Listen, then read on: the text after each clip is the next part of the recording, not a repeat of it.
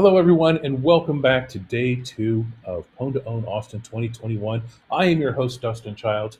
I am the Senior Communications Manager here for the Zero Day Initiative, part of Trend Micro, coming to you live from our our awesome Austin office. I tried to say Austin there, and Austin just came out in between.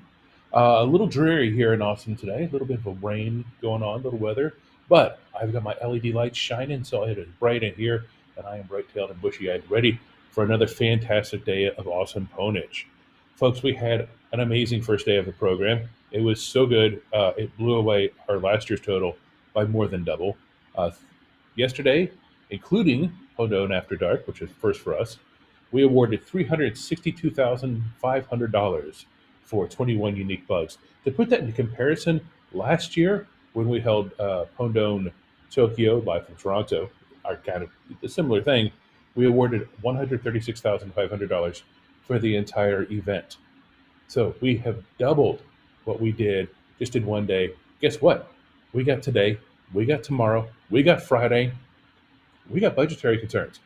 No, we don't. We don't care. We're giving the money away, full unique bug chains. You earn it, you got it. So that's what we're doing. I've sequestered our budget people in a safe location. They're being well cared for, but they're trembling. It's okay. We'll get through it all together. Hey, let's jump right in. We've got some great stuff coming up. I know we've got printers on the docket today. Printers fell yesterday for the first time in the contest. We got some more Sonos speaker. I think the Sonos demonstration today is going to be something a little special. So especially for you youngins out there, something really cool for y'all. I know there's another printer demonstration that's going to be pretty awesome as well. So rather than just delay anymore, let's get right into it. And I think I'm going to toss over to my good buddy Matt. He is going to take us through the NCC group. EDG is up next. They consist of Alex Plaskett, Cedric Halbrun, and Aaron Adams. They will be targeting the Western Digital MyCloud Pro Series PR4100 in the NAS category. So, Mr. Powell, are you ready?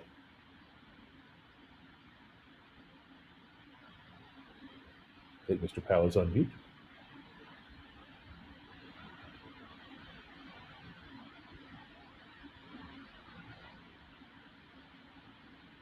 Yeah, we can't quite hear you there, Matt.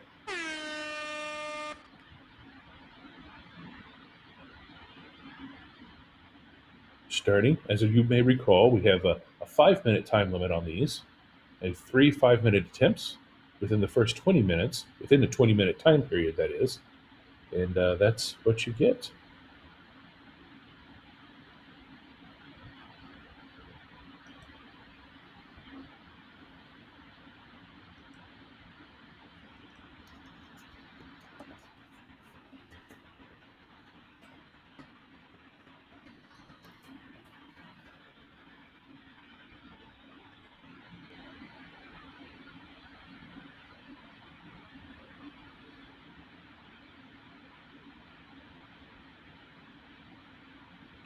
Without getting any audio in my earpiece, it's hard for me to say what's going on. Oh. Well, that's unfortunate. It seems that something bad happened. They go off on mute.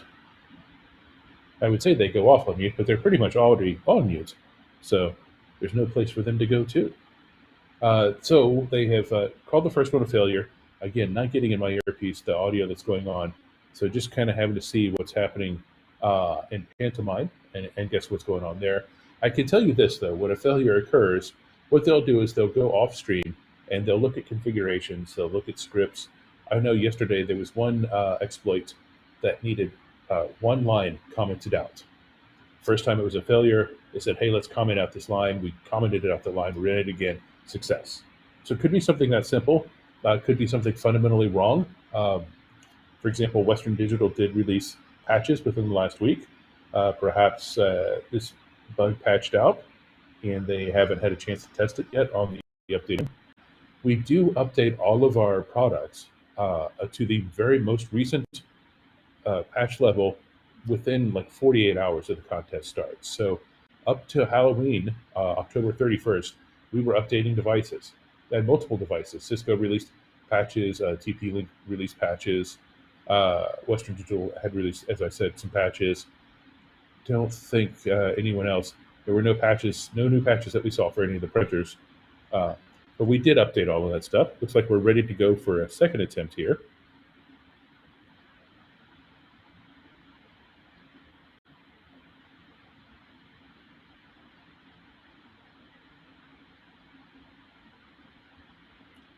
Looks like Matt is also using his face front camera rather than the hard mount camera we have mounted on a tripod. I wonder if that's intentional as well.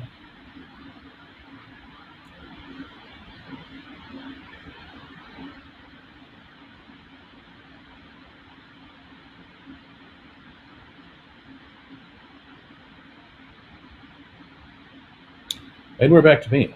So I don't think they're quite ready to run their second attempt, but we'll see how that goes. Definitely stormy weather here in Austin. I think that actually is impacting it. Also, I enjoy the fact that this is a working building. Not a whole lot of people here, but there are a few. So if you see people walking around in the background, you can wave hello to them. They might wave back. You never know. I mean, they've got their own things going on, so you just kind of wave at them, see how they're doing. Let's talk about some other numbers from yesterday. Master of Pwn, of course, is the overall winner of Pwn2Own. Right now, we have the team of DevCore who's leading the way.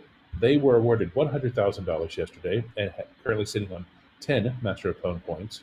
But right behind them is the Theory team with $80,000 and 8 Master of Pwn points. And like I said, we've got 3 days left to go. So really, it's anyone's competition at this point. Although both DevCore and Theory have quite a few remaining entries to go, as does Synacktiv. Synacktiv's only had one thing. No, I need to swap the laptop. Okay. So apparently I'm not going to get audio right now, and that's okay. I don't need it. I have the voices in my head keeping me company, and they're telling me what I need to know.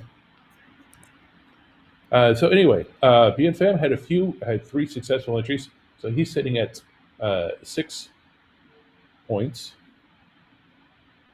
And let's see, Sam Thomas is sitting at 4 points towards Master of Pwn.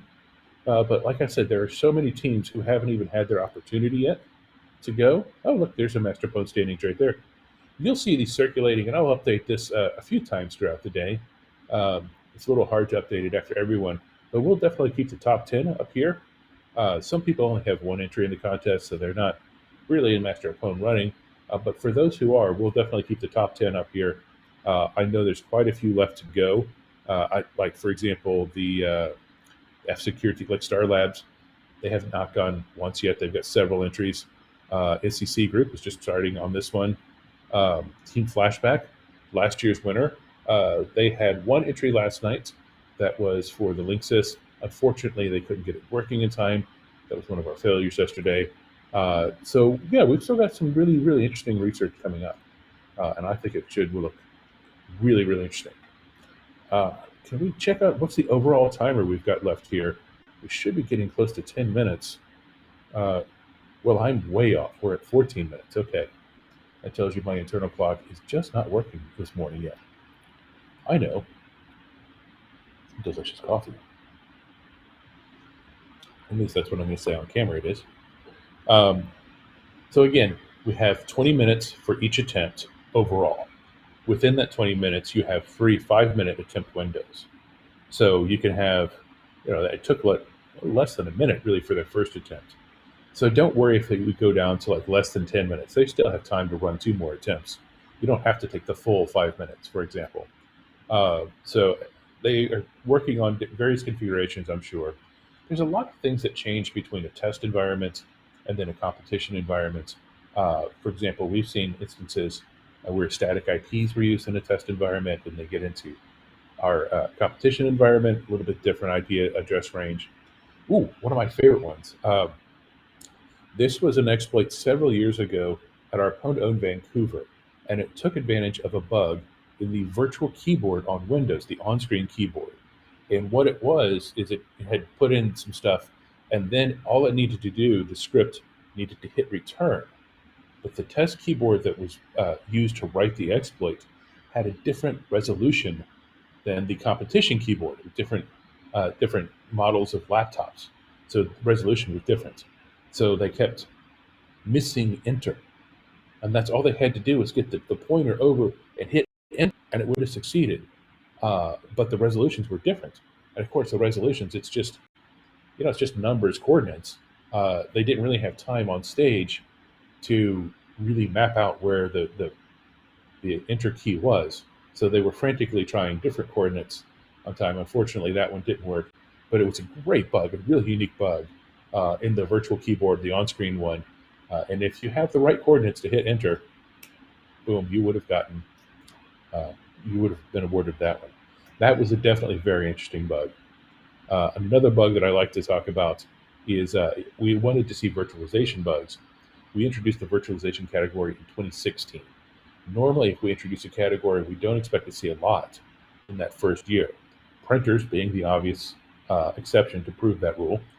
But in 2017, people brought some virtualization bugs.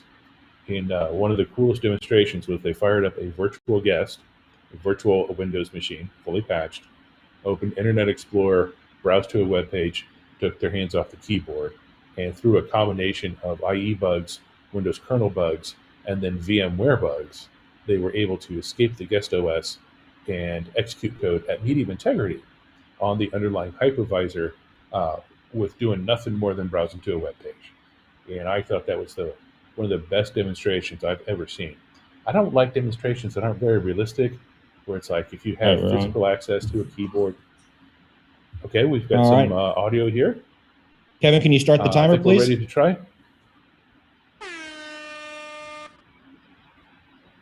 We can't hear you anything on the stream, Kevin. So. Okay, we got it. Okay, gentlemen, are you ready? All right. Good luck. Good luck.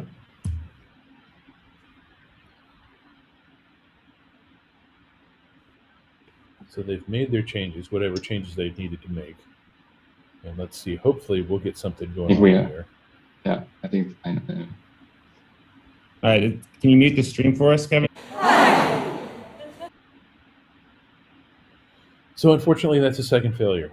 And again, the stream is now muted, although I did hear him this time, so that's good. At least I think I heard him. Maybe it was the voices in my head. Maybe it was them. I'm guessing it was them. We've got about 10 minutes left, and they've got one more attempt. So they've got 10 minutes again to make some different changes, to try a few different things, to look at their environment variables, to look at their script, to recompile, whatever they need to do. And hopefully we'll get it figured out, and we'll start day 2 off with a very dramatic success. If not, there's still some really great research that happens. And a lot of times in Pwn2Own, if we have a demonstration and it fails, we still go to the disclosure room and we still talk through all the details about the bug. We will oftentimes offer to buy the bug through our normal CDI program. We buy bugs all the time. We buy more bugs than any other vendor-agnostic bug bounty program. What I mean by vendor-agnostic is we buy Microsoft bugs, we buy Apple bugs, we buy Google bugs, Cisco bugs, IBM bugs, HP bugs, et cetera, et cetera, et cetera. So in this case, we would buy Western Digital bugs throughout the year, and we do. We just pay more for them here at the contest because they have to be full working exploits to win at Pwn2Own. Our regular program, you don't need a full working exploit. We will pay more for that, but it's not necessary for us to buy the bug and financially reward you for your research. So maybe you're thinking, you're watching and saying, this is neat, but I don't have all of the skills necessary to compete at Pwn2Own. Well, maybe you have the skills necessary to still submit to the program, get financially rewarded, get your name out there if you want. We also allow people to submit and remain anonymous to the public. We need to know who you are. We need to know that you're not coming from an embargo company. We need to know where to send a check. But as far as anyone else knows, vendor never has to know, your boss never has to know, your neighbors never have to know. We keep it anonymous as absolutely possible. So that's another thing that we offer as a bug bounty program. Also, as a bug bounty program, I don't think this gets out there enough. We have a rewards program. It's kind of like a frequent flyer. So the more you submit, the more you earn. And that's one of the benefits of Master of Pwn, is you get that instant platinum status for 2022, which is worth 65,000 ZDI points and a one-time bonus of, I think, 25 grand. So yeah, you can work your way up through silver to gold to platinum. I think there's a bronze level too. But at each level, we get, like at gold, I think we're paying 15 to 20% bonus on top of everything.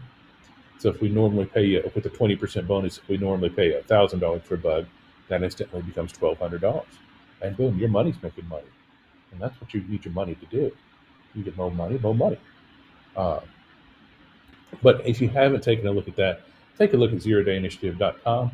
See some of the benefits of the program. See what maybe you would like your research input in there as well. See if we've got folks on YouTube chatting us up this morning. Nope. It's a little early for the YouTubers, at least for the chatty YouTubers. There's no one there but me, at least no one talking. But we're getting close to now under 7 minutes for this attempt. And since they're not coming back on immediately, I'm guessing that they're still struggling to find what's going on. Now, I don't know these folks from the NCC group personally, but the NCC group is some pretty sharp folks. So I'm sure they're going to come up with something here. Hopefully, knock on wood, that'll really wow us in their last attempt. And if not, we'll move on to our next contestant. Who is our next contestant coming up? Oh, that's right. After this, we've got the flashback team of Pedro Rivero and Radek Damyansky. Sorry, Radek, I always mess your name up. But they will be targeting the WAN interface of the Cisco RV340 router. We'll head up to our Toronto office for that, and that'll be at 10:30 Eastern, 9:30 Pacific, 9:30 Central, 7:30 Pacific. That's, again, hang on. Probably coffee. And then after that, we've got our first printer of the day, and that'll be back here. And then let's see, where's other highlights of the day coming up? 1300 Eastern. We've got the Star Labs team, the Samsung Galaxy S21. We had one attempt yesterday, and it couldn't get work. It was unable to be working within the allotted time. So hopefully, we'll have better luck today. And definitely, where is that little Sonos fella hiding at? 1400 Eastern. Definitely tune in at 1400 Eastern. I'm telling you, you really want to see that one. It's going to be an awesome demonstration. That's the Synacktiv team targeting the Sonos One Speaker. Synacktiv, they like a little flair with their exploits. If you remember yesterday, when they exploited the printer, they had their little ninja guy show up on the LCD. I've heard, a little birdie has told me, that there's going to be something similarly flourish, as you will, neat to go on with the Sonos one. I think it's pretty cool, and it should be a lot of fun. So that's a 2-hour block right there. You need to mark off on your calendars right now. 1300, Samsung Galaxy. 1400, Sonos One Speaker. Boom. There you go. That's your afternoon planned. You're welcome. It's okay. Ready to go. We're now under 5 minutes for this. Okay, looks like we're ready for our last attempt. All right, gentlemen. You guys ready? All right, Yeah. good luck.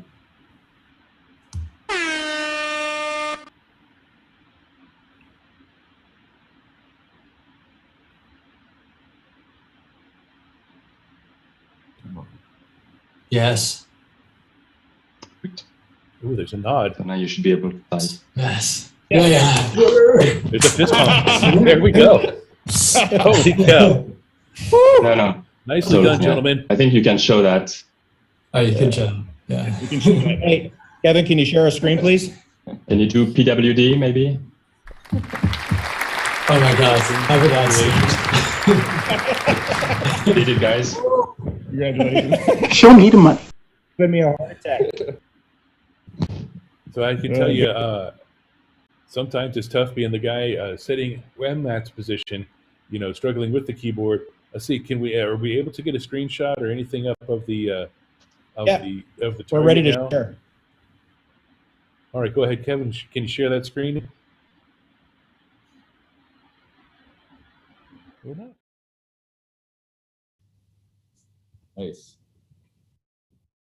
Nice. So that shows that we had a very dramatic start to the day. Whew.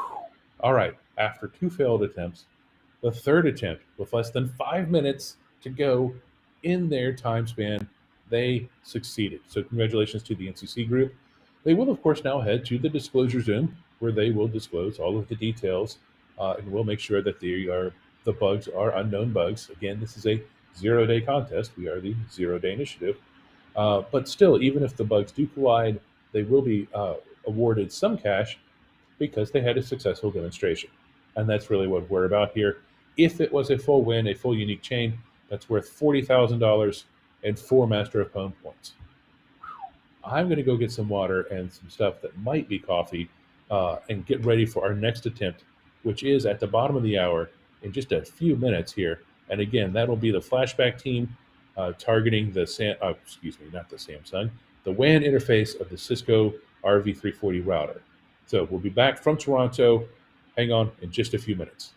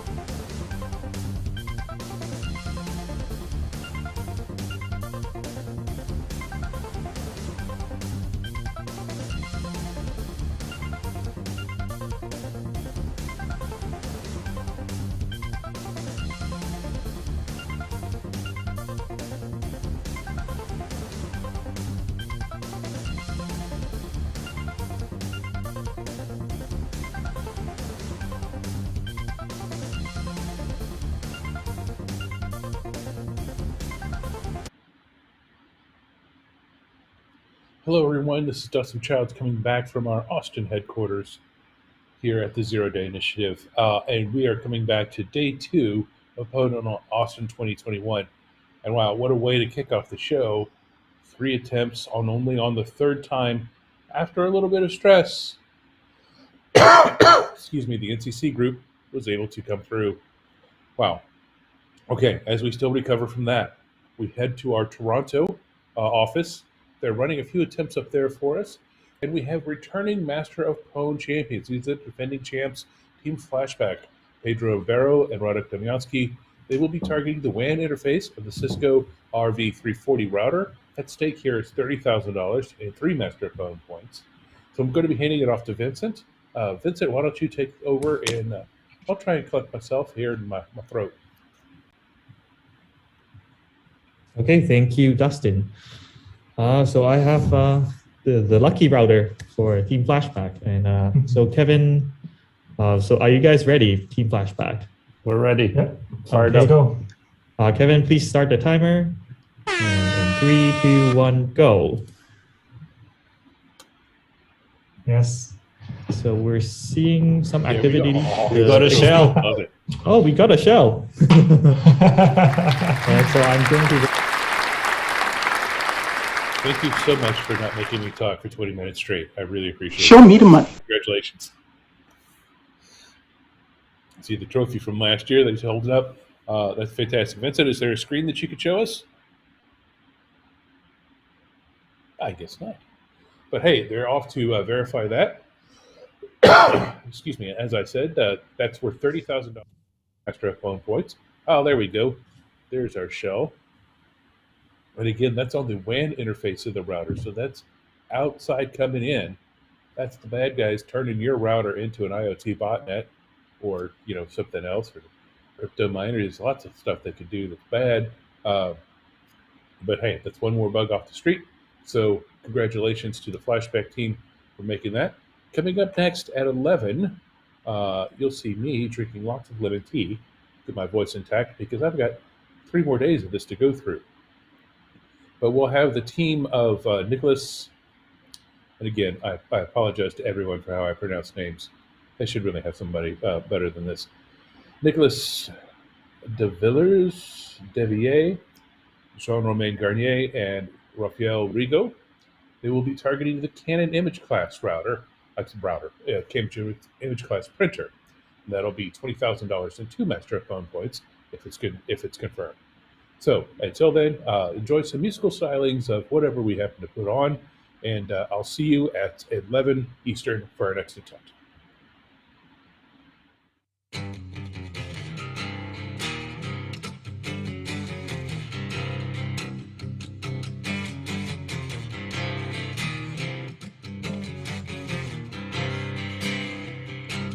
You walk that way, I stand in my pace, by storm with grace.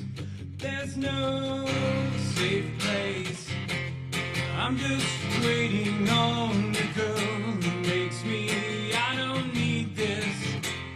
Suddenly realize I'm the one. A funny thing out of control. It's my life.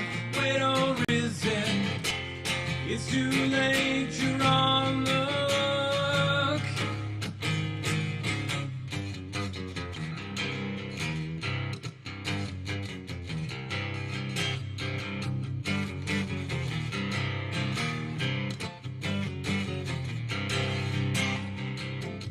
With pain, no blade, you put me in my place. By storm with grace, there's no safe place. I'm just waiting on the girl who makes me. I don't need this. Suddenly realize I'm the one. A funny thing out of control. It's my life. Wait, or is it? It's too late. You're on the hook.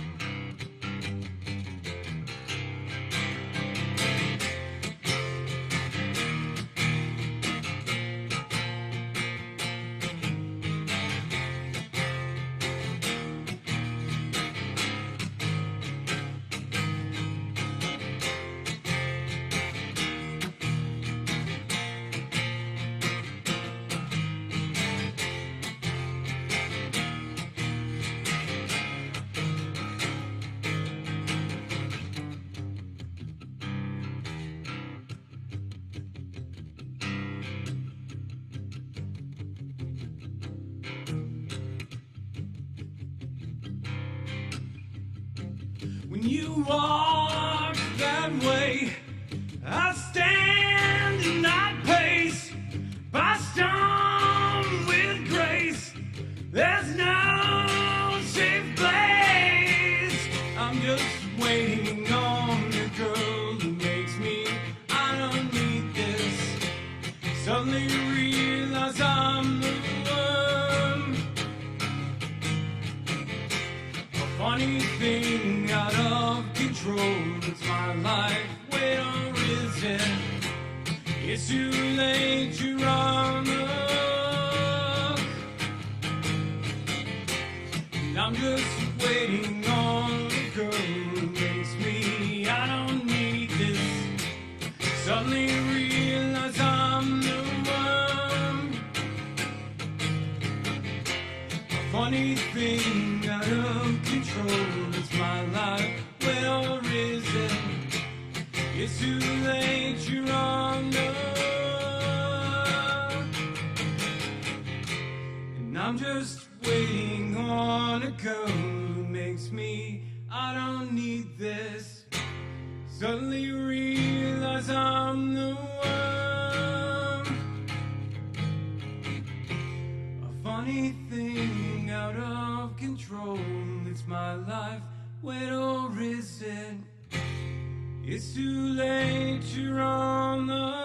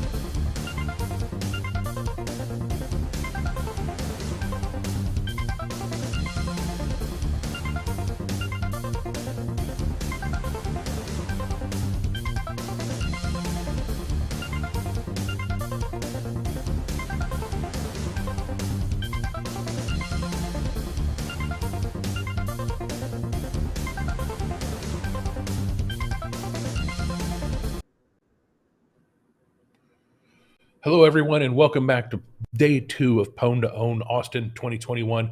I am Dustin Childs, your communications manager here with Trend Micro's Zero Day Initiative. Happy to be here, proud to serve. And we are taking a look at Canon printers next. It's a gloomy day outside. I just heard some thunder. I hope it doesn't come through to the microphones or anything. If so, maybe it's just overly dramatic. That's fine. Coming up next, so breaking news, by the way. First of all, first entry of the day.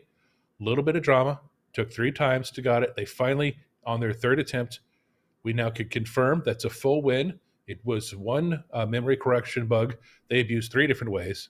There was a timing issue that they overcame. And yeah, so full win, unique bug chain, $40,000 for Master of Pwn points. Congratulations to the SEC group.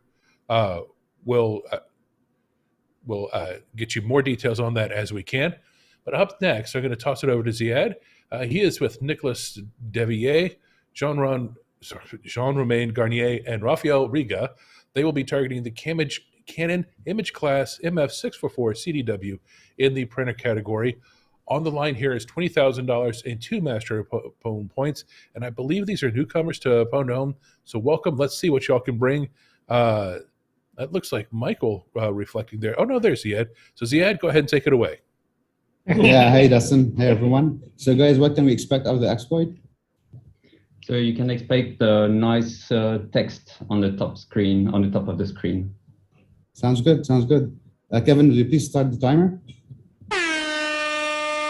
Okay, let's do this. Oops.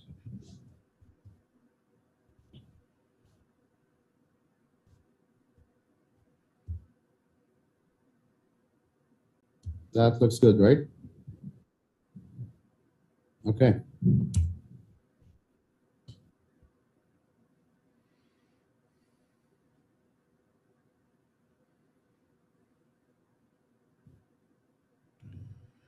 See, we've run our script. Script is still running, I see. Okay. Yeah, we're still waiting on it.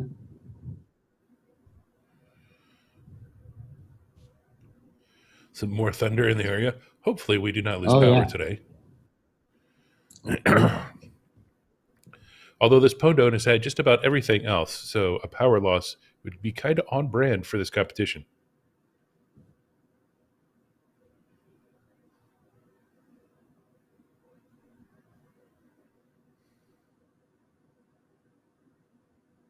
Just waiting for the script. Yeah, that's fine. You should have had something in the top left corner of the screen. Hello, world. Oh, You've been yeah. hacked. Oh, hello, Perfect. world. Nice work. Oh, no, nice it work. appears I have been hacked. All of my printers now belong to them. Someone set us up the bomb. Good. Congratulations, guys. Thank you. Congratulations, guys, and congratulations on knowing your meme as well. That's some old school stuff right there. Show me the You're money. going all the way back. So that's great. So like the other contestants, they will now head off and they will discuss the details of what we just witnessed there and how they were able to take over that printer and all your RBase are belong to them. And if you're not familiar with that, go to know your meme because that's an old school one. Yeah, all your base are belong to us. Anyway, coming up next at 11:30 Eastern, let me scroll up here on my handy-dandy little teleprompter. We've got the folks from the Offensive Research Team, and they will be targeting the LAN interface of the TP-Link AC1750 Smart Wi-Fi router in the router category. What other category would it be in, I suppose? That'll be worth $5,000 and 1 Master of Pwn point should they succeed. And again, folks, I've told you already, 1300, 1400 Eastern time. Let's make sure we're here for the Samsung Galaxy and the Sonos. It's going to be awesome. So, like I said, they're divulging that. Follow us on Twitter where I'm announcing everything that we can confirm, everything that we're seeing, all the successes at the ZDI. Also, follow us on our blog, zerodayinitiative.com/blog. We've got an overview video of day 1 that's coming up soon. So if you want to recap quickly of day 1, you can look at it there. I've tried to make the blog as easily to navigate as possible. But hey, I'm at Dustin_Childs on Twitter. If you want to shout at me and tell me whatever and make improvements to it, happy to do it. always looking to get the best things out there. So again, 11:30 Eastern is our next attempt. You can see all of the people getting coffee behind me. I'll be one of those people very shortly. And until then, take care. See you online.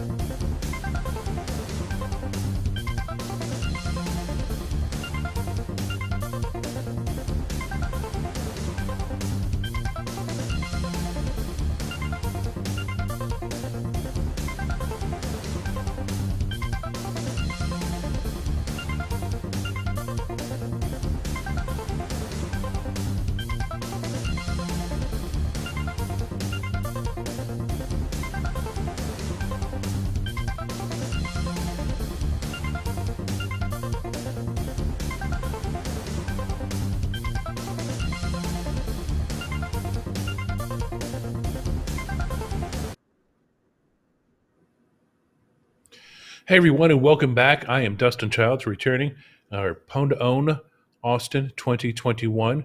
We are now into the second day. We're well into it. If you didn't see on Twitter, we just confirmed two different things. First, we confirmed, let's see, what did we confirm? Let me pull up Twitter. I forgot now. The last team we saw attack the Canon ImageCLASS printer, and that was Nicolas Devillers, Jean-Romain Garnier, and Raphael Rigo. They used a stack-based buffer overflow to get code execution. That was a unique exploit chain, so they do win the full $20,000 and 2 Master of Pwn points. And then, of course, before that, you saw the Flashback team, our returning Masters of Pwn. They attacked the Cisco WAN interface of the RV340 router. And yeah, they used a unique bug chain. From what I'm told, it's a very impressive stack-based buffer overflow. So not just like, it's like a really good bug, like a really, like when it comes out, you patch this now sort of bug. They earned $30,000 and 3 Master of Pwn points. I'll update, so on Twitter at the ZDI, you can follow along there. And I'll update our blog here with zerodayinitiative.com/blog in just a few minutes once we get through our next contestants. And our next contestants are the folks from the offensive research team, and they will be targeting the LAN interface of the TP-Link AC1750 smart Wi-Fi router in the router category, of course. This is a $5,000 attempt and 1 Master of Pwn point on the line. We go to our Toronto office for this one. So KP, I'll toss it over to you and let you take it away. Thank you, Dustin. So are you guys ready to pawn TP-Link? Yes, sir. Okay, Kevin, start the timer. 3, 2, 1, go. So we are seeing some activities here. Still seeing some activities at this point.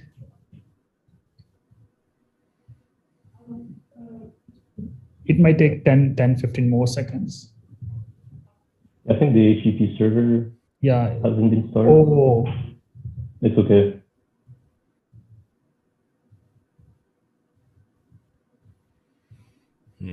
so should we Might wait? be a configuration issue.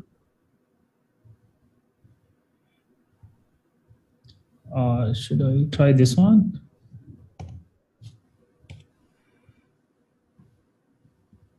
Oh, I think it crashed, correct? Yeah, that's a solid time.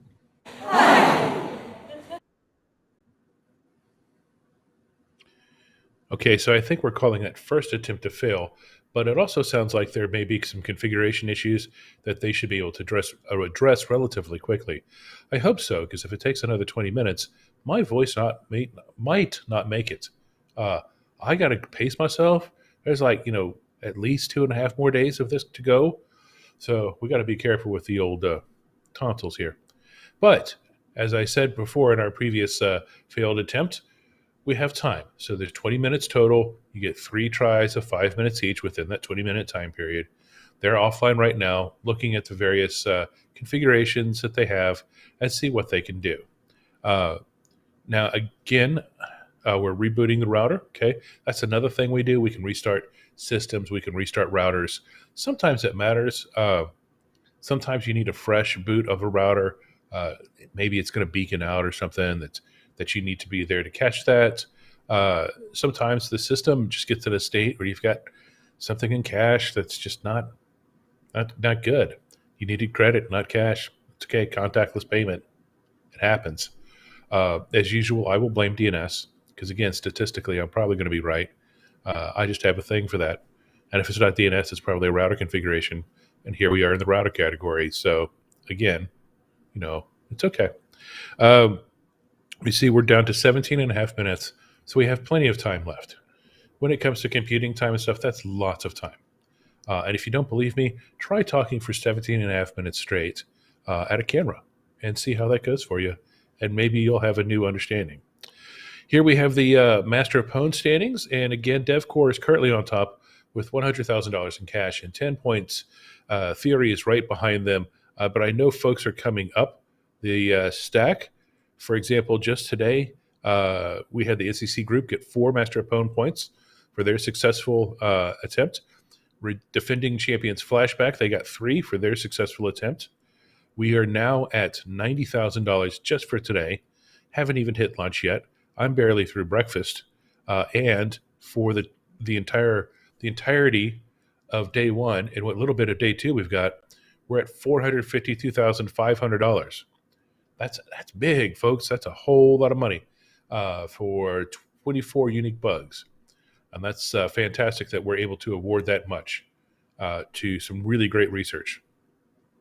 I've been talking about it so far today, coming up at 1,300, I believe. Yep, 1,300 Samsung Galaxy S21. That's the mobile phone that should be going under exploit then. And then at 1,400, the Synacktiv team is going after the Sonos One, and it should be a very interesting demonstration. Now, if you've ever had to reboot a router at home, you know it always takes longer than what you want it to. Because you're like, Mom, I got to get on and play the online games with my friends or whatever, but we have to reboot the router, so it's going to take a long time. So by the time you get there, they're already out of the lobby. They're already playing and now talking bad about your moms. So you got to get in there and like really whoop them up. It always takes longer than you expect. And that's the case here, where we're rebooting the router, we're resetting things. As you can see, we still have our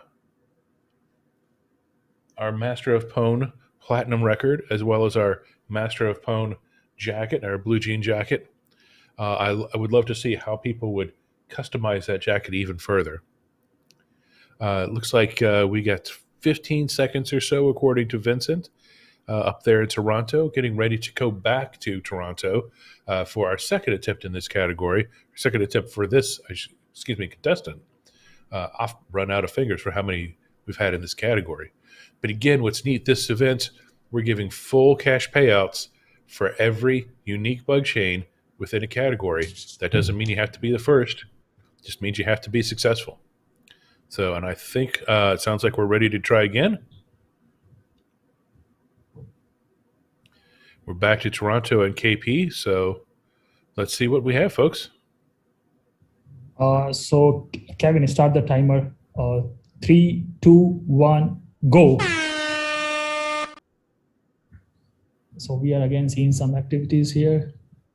It will take like 20-25 seconds.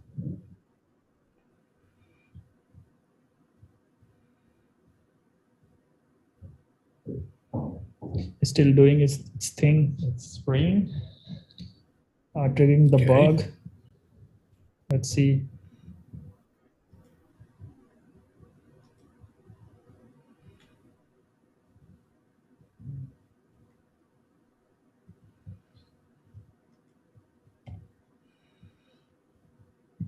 So do we have to wait for 1 minute 30 seconds, Axel?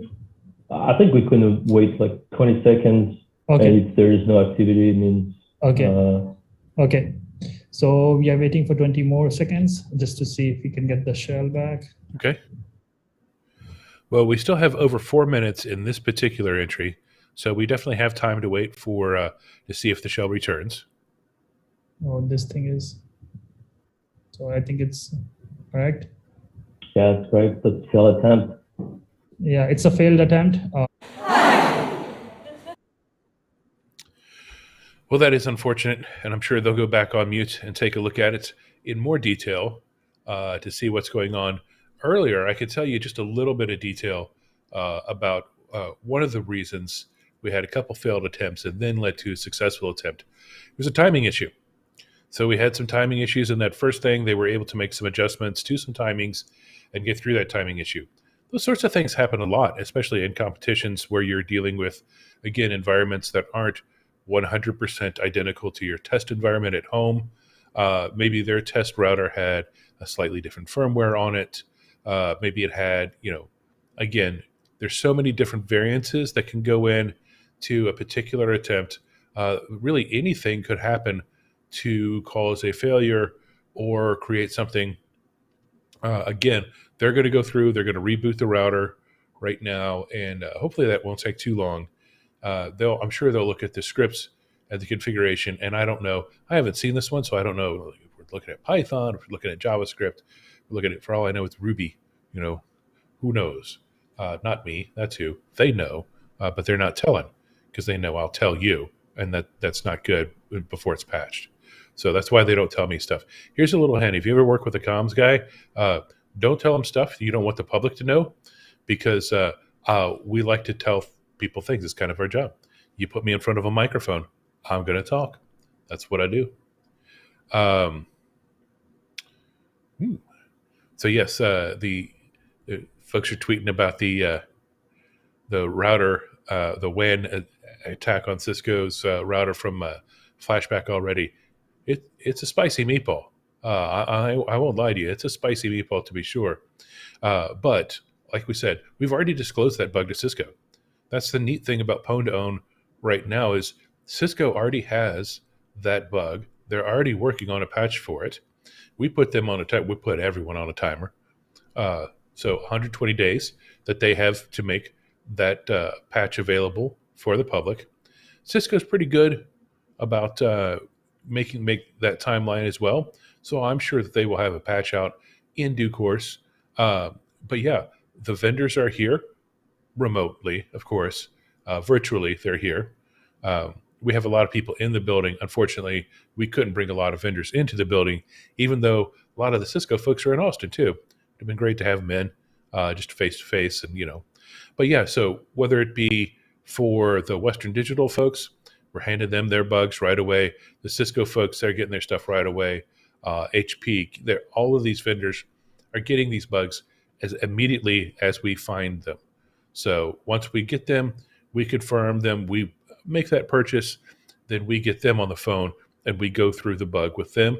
That's also great for the vendor because they have a chance to ask the competitor, well, how did you find this bug? Well, did you get this through dumb fuzzing or smart fuzzing, or, how did you dream about it one night and go dig it in the code? They can get some insight into the methodologies used to find the bug and not just the details on the bug itself, which is really helpful to a lot of vendors, especially vendors who are new in dealing with the researcher community. They might not realize what a resource that researcher community can be. Okay, looks like they're almost ready. I don't know how much time we have left total in the attempt, but okay, we're just under 10 minutes, so still relatively plenty of time. Again, you have 3 attempts of 5 minutes each within a 20-minute window. So we're down to our third and final attempt. This morning, it was the third and final attempt for the NCC group. Let's see if it'll be the third and final attempt for the offensive group as well. Fingers crossed, we're rooting for them. We root for all the folks. I mean, we want all of the competitors to succeed.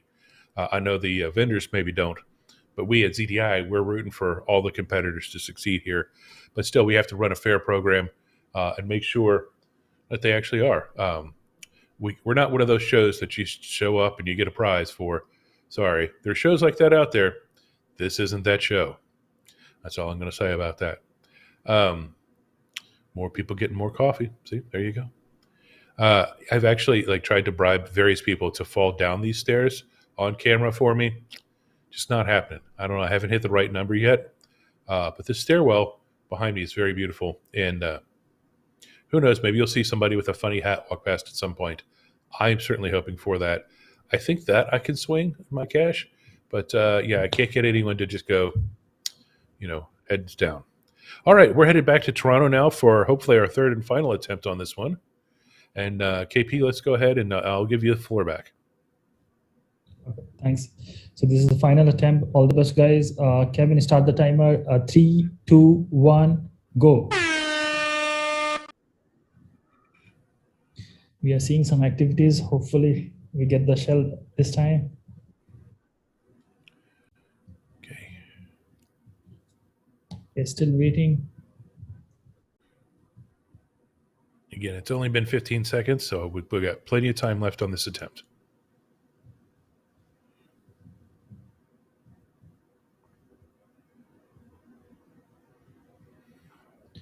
Digging the bug.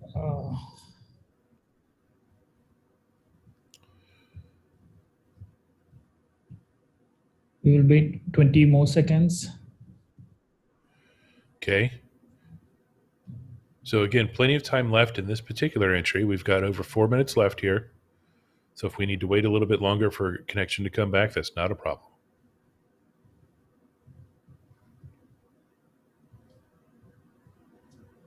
Yeah, I think it's a failed attempt. It's a fair attempt? I think so, yeah. Okay. Oh, well, that's unfortunate. That is definitely unfortunate. Too bad. Well, there you have it. It happens occasionally where you just can't find the right environment variables to correct on the clock, and you can't get your exploit running within the allotted time. So we want to thank them for their participation and go ahead and move on. Up next at 12 o'clock Eastern Time, we have the Synacktiv team targeting the Western Digital MyCloud Pro Series PR4100 in the NAS category. That'll be worth $40,000 and 4 Master of Pwn points. I know the Synacktiv team has a bunch of entries, so I really think they're going for that Master of Pwn title. It'd be interesting to see what they do with the Western Digital MyCloud. Had a lot of successful entries in this already, so the possibility for collisions is really there. Could get really interesting.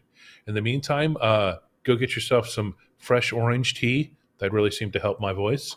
And make sure that you get a little food in there. Blue Wizard needs food badly. Yeah, we'll see you at 12 o'clock for that attempt.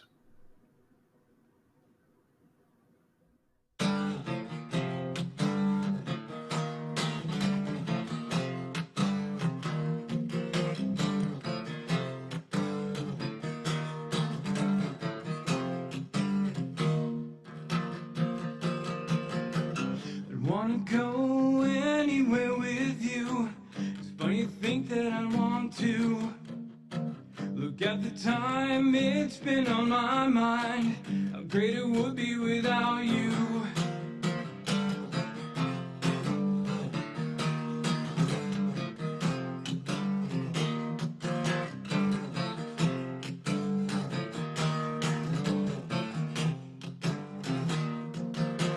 And on, this is so much fun. You make me feel like I'm nothing. And when you scream, this is so unfair. It's easy to see why I'm leaving.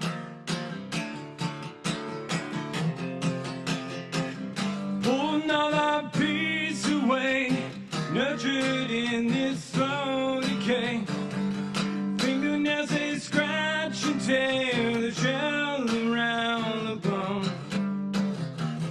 Pull another piece away, nurtured in this slow decay. Fingernails, they scratch and tear the shell around the bone.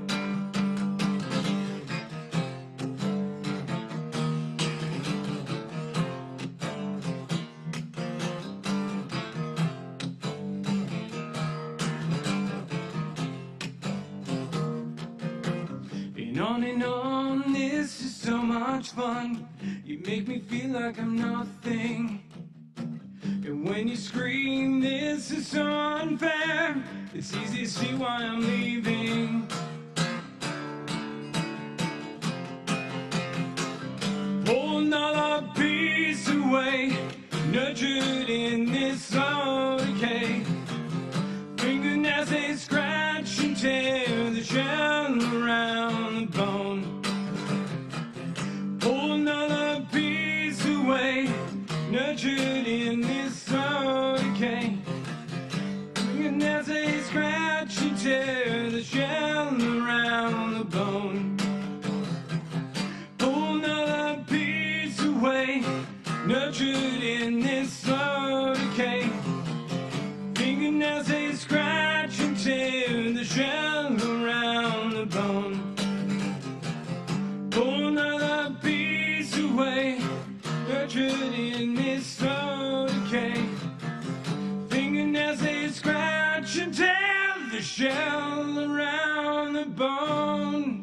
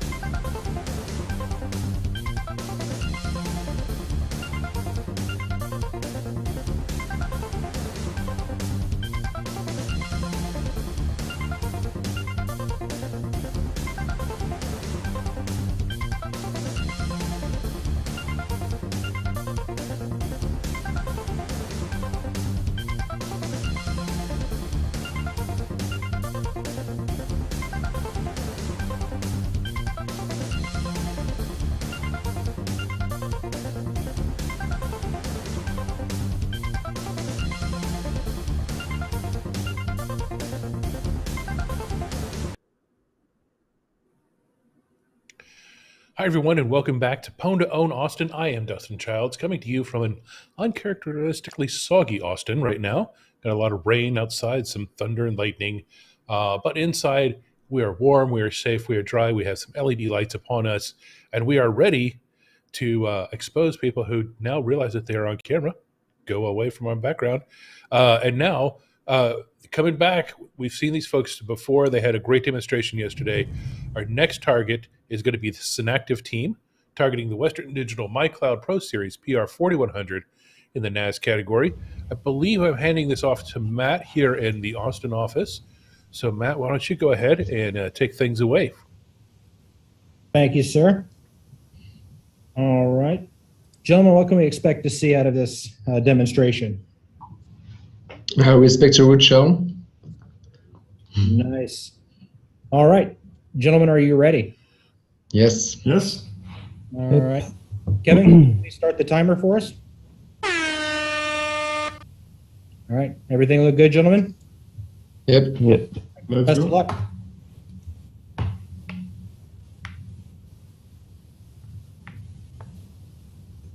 Yay.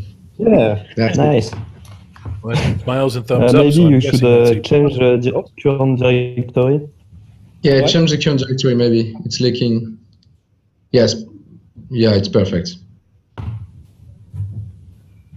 Okay, hopefully we'll get Yeah. cleaned up enough that we can All right. take a look at the screen. Guys, you okay Yep. with that? Looks fine. Yes, Kevin, can you share the screen, please? Well, I guess that's, you guys do agree. That's a successful demonstration, to be sure. Congratulations, Well folks. done, gentlemen. Well done. Congratulations. Show me the mic.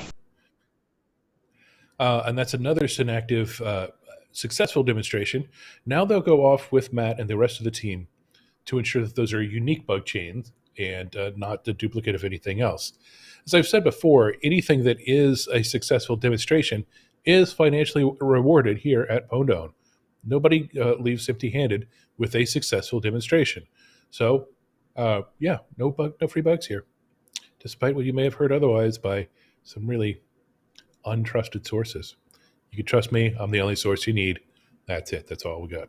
Hey, coming up next at the 12:30 hour, we have the team of I/O Inspector, and they are going to go after the LAN interface of the Cisco RV340. We just saw the WAN interface go down from the Team Flashback. Now the IoT Inspector Research Lab will be targeting the LAN interface. So $15,000 and 2 Master Opponent points ready for that one. That'll be at 12:30 Eastern. And again, we're getting so close to those big ones that I talked about earlier, and I'm so excited for at 1300 Eastern, Star Labs, Samsung. That'll be fun. And then at 1400 Eastern, we give you time, little lunch break in there, little late lunch, little lunch on time for the Central Time Zone, folks. The Synacktiv team will be back, targeting the Sonos One. You're definitely want to stick around for that one. So in the meantime, enjoy yourselves. Hopefully I'll have a video recap of day one up for you shortly. And again, follow us along on Twitter at the ZDI. Follow us on our blog, zerodatainitiative.com/blog.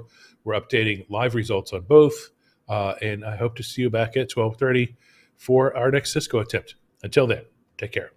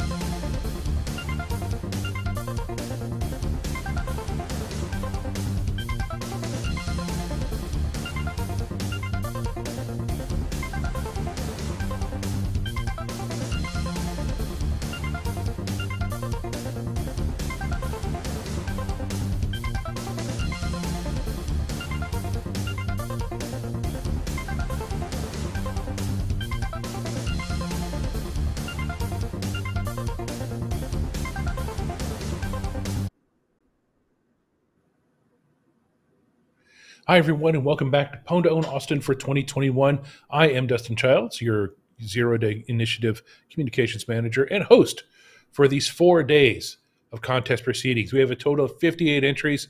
We've been through a total of 24 of them, which means we're over a third through. We're not halfway there. We've awarded so far over $450,000 for a bunch of zero-day bugs, and we've seen some just amazing research be put on display. Up next, we've got the team of Q Kaiser and T Shiomitsu from the IoT Inspector Research Lab, and they will be targeting the LAN interface of the Cisco RV340 router in the router category, of course. Now, I will be tossing this back up to my colleagues in Toronto. Vincent, I believe it is your turn, is it not? Yes, it is. Thank you, Dustin. And are we all ready? Quentin? Okay, perfect. Kevin, could you please start the timer in 3, 2, 1, go. And we're having lots of activities. And I got a shell, so let me check and we got root. So congratulations. Hey, there we go.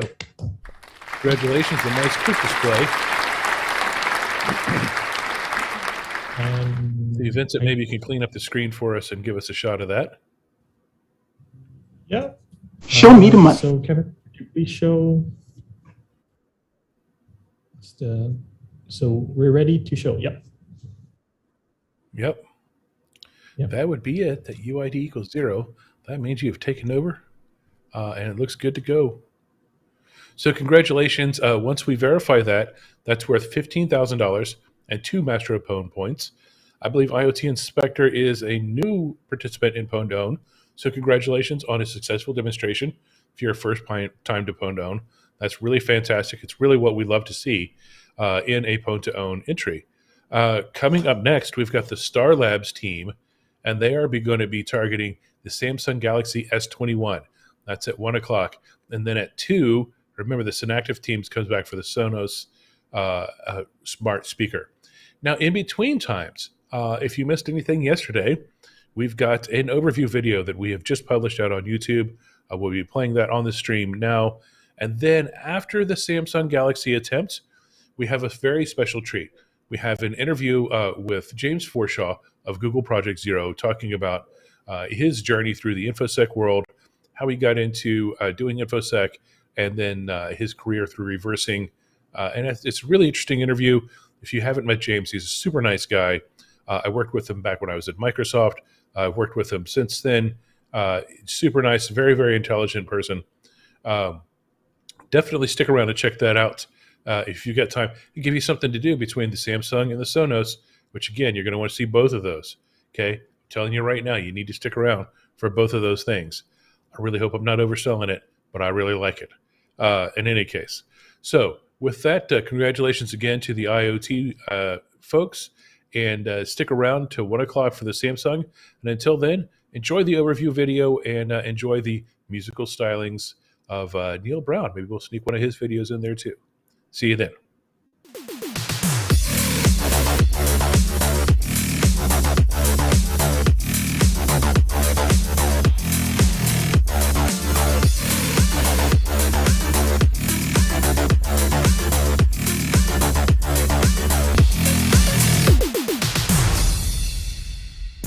We are ready to get started for Pwn2Own Austin 2021, coming to you obviously from Austin. A lot of times we'd be in Tokyo for this event, but travel plans change as they do. Yeah. But we're happy to be here in the live music capital of the world. We've got routers, both some really consumer and some mid-grade routers this year. We've got a couple phones that we're going to put on test. We've got some smart speakers, and we introduced printers as a category for this year's event too. So we're super excited about that. Happy Pwn2Own Austin 2021. Our contest this year is our biggest ever, with 58 total entries for the week. The first day saw 19 total attempts, with 4 of these coming after our live stream went off the air. Our daytime program saw 12 of these entries result in a win with unique bug chain. Hey, there we go. See you there. Oh, look at that. Congratulations, sir. That is beautiful. Each contestant that has a unique bug chain gets a full payout during the contest, regardless of the round. Very good. People are clapping, which is usually a positive sign.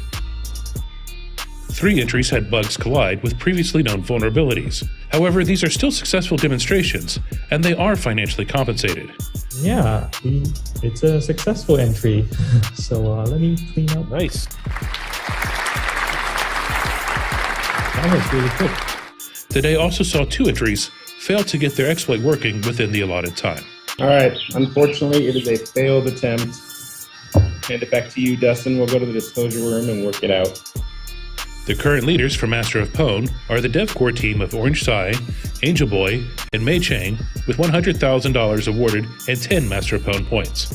Close behind is the Theory team with $80,000 and 8 points. However, with an unprecedented 3 more days to go, it's anyone's competition at this point. Highlights of today include the compromise of several routers, both on the LAN and the WAN interface. And hey, there we go. Congratulations. Nice. Yes, we got the root cell. Screen is good to show. All right, can we show the screen there, Kevin? Let's see what we're looking at. There we go. Congratulations. Very quickly done. Very nice. Printers are a new category this year, but they don't provide much of a match to our contestants. Both the Canon and HP entrants fell on day 1 of the competition. Oh, there we go. Look at that. Nice. Awesome. That's perfect, guys. Good job. And we will see if this one takes a while. Oh, look at that. Owned by DevCore. There you have it. Congratulations. Perfect. Congratulations, guys. Our daytime efforts saw the ZDI award $347,500 for 18 unique zero-day bugs. The contest is so large this year, we are running entries late into the night in a program we call Pwn2Own After Dark. We saw 3 more successful entries, bringing the day 1 total to $362,500 for 21 unique bugs. What an amazing first day for Pwn2Own Austin 2021, and day 2 is stacking up to be even bigger. Stay tuned for some truly amazing research.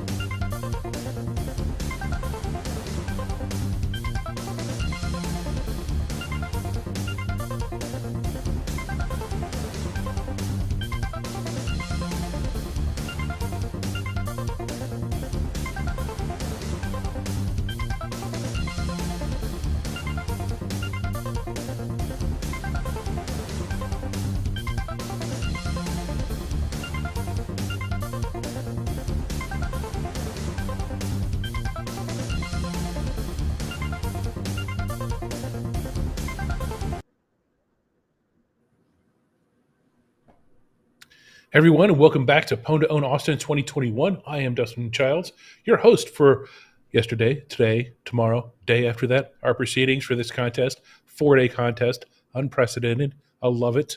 Love the word unprecedented, too. That's just a neat word to say. I don't know why. First of all, a couple confirmations for you.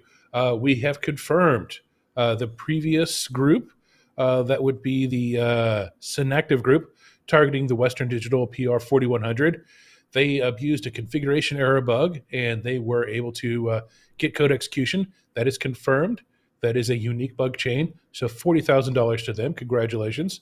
That brings their contest total to $60,000 and now brings them into third place tie for Master Opponent standing as well. That was really great. Next up, we had the folks from IoT Research Labs.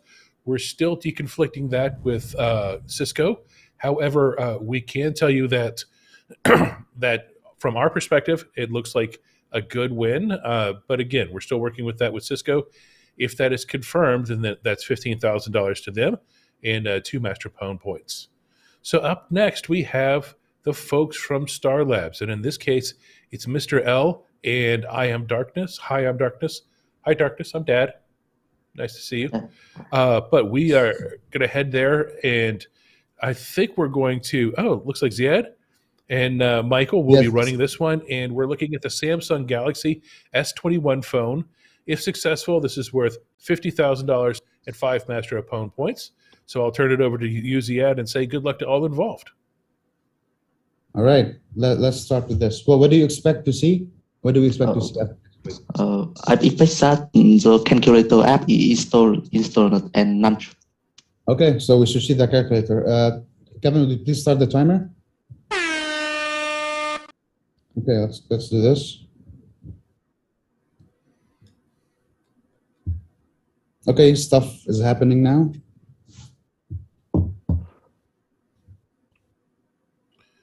See, I can see the document camera there on the desk. Hopefully we can get a view of the phone through that camera as well. Yeah, we will after it's over. We're still waiting for it. Remote wait. Man, I want to see it in action. I think. Okay, there we go. You can, Kevin, stream the camera, the overhead camera. Yep. Okay, pop and calc, old school. That's a success. Congratulations. Nice job, man. Good work. Nicely done. Okay. And of course, they'll head off now. They will head off now and go into the disclosure room and talk about the details of that. Hopefully, they'll share some of those details with me so I can share some of those details with you because that's what we're here for, right? Sharing and caring. Little ponage, in between. Monsk does, chickens. That's all that really matters here. So that's great. Now, as I mentioned before, coming up next, we have a super special treat. We have the interview with James Forshaw coming up. And then at the top of the hour, we're going to take a little bit of a longer break here, both to allow the interview, which I think is around half an hour altogether, and then to really get set up for the next attempt. That is going to be the Sonos One Smart Speaker, which will be targeted by the Synacktiv team. And trust me, you'll want to stick around for this one. The Synacktiv folks have a flair for the dramatic, and they're flaring. They've got their flare up on this one. Many pieces of flair. They got to go it. They got to work it.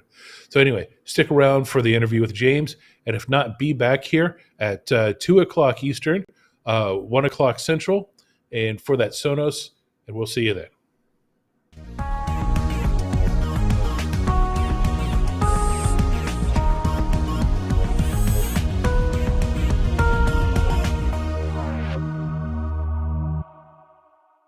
Sorry about that. One more time with feeling. Hey folks, okay. I'm here with James Forshaw on the next take of my introduction to his interview. He's a gentleman who we've inducted into our so-called coined Hall of Exploit Development Fame, where we've got a bunch of folks that are looking at what exploits have been doing mostly for the last decade, but really looking at some of the most famous bits of research and this flood of research we've seen in the last decade. And James, I'm going to ask you now, tell us a little bit about your origin story, how you got here. People want to know how you become a sophisticated researcher. Tell us about it, please, sir. I wouldn't say sophisticated, but yeah. So I think my it is very much cliche to say that. Oh, I saw Hackers when I was in my teens, and it was an amazing film, and like I just had to hack the Gibson or something. But I don't think I actually saw that film until very recently, sort of in the past 5 years, which probably surprises many people because surely that should be how it should be. But I actually came more from a development background. So I came from playing around with computers when I was young, playing around with old Ataris, typing up basic programs out of computer magazines in my ample spare time as a school kid. I then sort of went through school, still had an interest in computers, mainly playing computer games, playing Doom, etc. with my friends. Went in to do electronic engineering at university. So again, not sort of a traditional computer science background. I think I picked electronic engineering because I felt that computer science would probably be too easy, which is kind of a flippant thing to do. But I still had this programming interest and programming background. So when I actually graduated university, I ended up at a software developer, basically writing secure sort of messaging systems and things like that. So we used to get to learn about crypto and how to, I was playing around with computers since I was very young. Used to play with old Atari 8-bit machines, typing in basic programs from computer magazines. Through that, I sort of still had an interest in computers all the way through high school. And in the end, when I went into university, I decided to pick electronic engineering instead of sort of maybe computer science, which would have been more obvious route if I wanted to be a software developer. But I felt computer science was probably going to be too easy, so I decided to pick the more difficult one. And I think in some ways, having that background knowledge of electronic engineering has an advantage as well, because it gives me a better perspective of the lower level aspects of the computer system, which turns out for security is actually a very useful thing to have. After university, I ended up not fulfilling my vocation in electronic engineering and went into a software developer where I was working primarily on developing secure messaging systems. So you want to try and send messages between two customer sites. You probably want to try and encrypt it and therefore prevent people from snooping on that information. But one of the interesting things about that work is while he may have tried to instill on us like the importance of cryptography and making sure it's secure and don't do anything too stupid, the thing which I think was missing at that point from a development perspective was a rigorous computer security in the sort of information security viewpoint. So one of my friends who joined more or less at the same time at the same company, we still like to joke that we invented SQL injection. Of course, we almost certainly didn't, but when developing a messaging system which had a SQL backend, we, being naive, straight out of university programmers, started just building queries with string concatenation. And of course, that doesn't end well very quickly if you have any external data coming into these SQL queries. And no one had ever told us about this. It wasn't some training that you get to go on. Like I got to go on a training about Windows administration and SQL administration, not how to write secure code and how not to get SQL injections in your supposedly secure messaging systems. So that was the sort of limits of my security. It was kind of like, you kind of just learn it on the job and you do it. But I suppose probably what ended up getting me into security more was I ended up doing games console hacking, trying to write homebrew software, starting originally on the Sega Saturn, but moving on to the PlayStation 2 and in the end, the PlayStation Portable, which is probably where I started to get an actual interest in exploitation and vulnerability analysis, because the PlayStation Portable was probably the first console I worked on where you actually had user and kernel separation between sort of operating system and the user code. And there was various clever tricks and exploits, timer check timer use attacks against the memory stick and things like that, all awesome stuff. And I remember basically doing disassembly of the PSP kernel and noticed that one of the system calls in the error condition would not check its pointers that you'd passed to it and just write -1 to that buffer. And I realized that you could use this primitive to unlock the kernel memory and just basically escape from user mode into kernel memory. And so I broadcast this widely on an IRC channel I was participating at the time, and I started getting private messages saying, "Shut up! Don't do that." That's like, don't give that away. Sony are listening, right? Like, and from there it was kind of like, actually this is kind of fun. It kind of met my development side of things, because kind of I was trying to think like the programmer, how they would write their code, but I was also kind of being sneaky and trying to bypass their element, like perfect logic of how they'd written their code. So it was only from that the friend I mentioned who we co-discovered SQL injection ended up leaving, and he ended up at a security consultancy. And after a couple of years, he said, you should really come. We would value your skills in looking for these kind of issues. And pretty much sort of that's where my history in computer security kind of became like in a more public fashion, because that's where I did all the things that I am known for. Because before that, I really didn't, other than the console work, I really didn't do any sort of public work. So yeah, that's sort of how I got dragged into the Windows world. So at some point you've got a long list of areas of you've poked pretty big found pretty interesting stuff in Windows. Was that how the transition? By the way, the PSP was brilliant. I still own one, and I love it. And in high school, we would have been natural enemies, because we would have been harping about Atari versus Apple II. So, well, in the UK, like I was actually an outlier, because I should have had a Spectrum, but for some reason I had an Atari. Yes. It's very weird. So that. But anyway, let's talk about how did you wind up kind of being dragged into putting such a big microscope on the Windows world? Well, as I've said, the kind of company I worked for, you're talking sort of big enterprise systems, and the dominant player in big enterprise systems in terms of like sort of. If you're not using Big Iron, like sort of an IBM system, big Unix systems, like there's a good chance it's probably a Microsoft shop. And so a lot of my development work, like the SQL injection, was a Windows program that we founded in. I was using SQL Server, my MS SQL Server. And so I was working on Windows all the time. I was developing on Windows.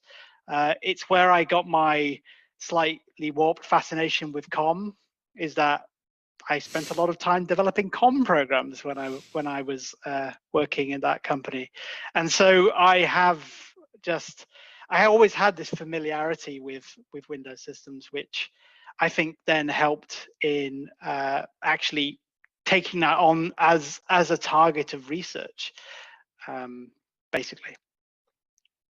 I still don't even know that we've fully plumbed the depths of COM these days. But one might ask if you had PSTD from all that COM. But I mean, it's certainly, I think there's a lot of depth that we still have to go in there, and it's still around in all our systems. So it's an interesting, it's still an interesting, I think, knowledge base. It's funny how we're going to carry around that particular chunk of code for a while. So tell me a little bit about your kind of wander through the various Windows subsystems, because I mean, you've looked at COM, the sandbox, local RPC. I'm looking through your list of presentations, UAC bypasses, symbolic links. You know, you've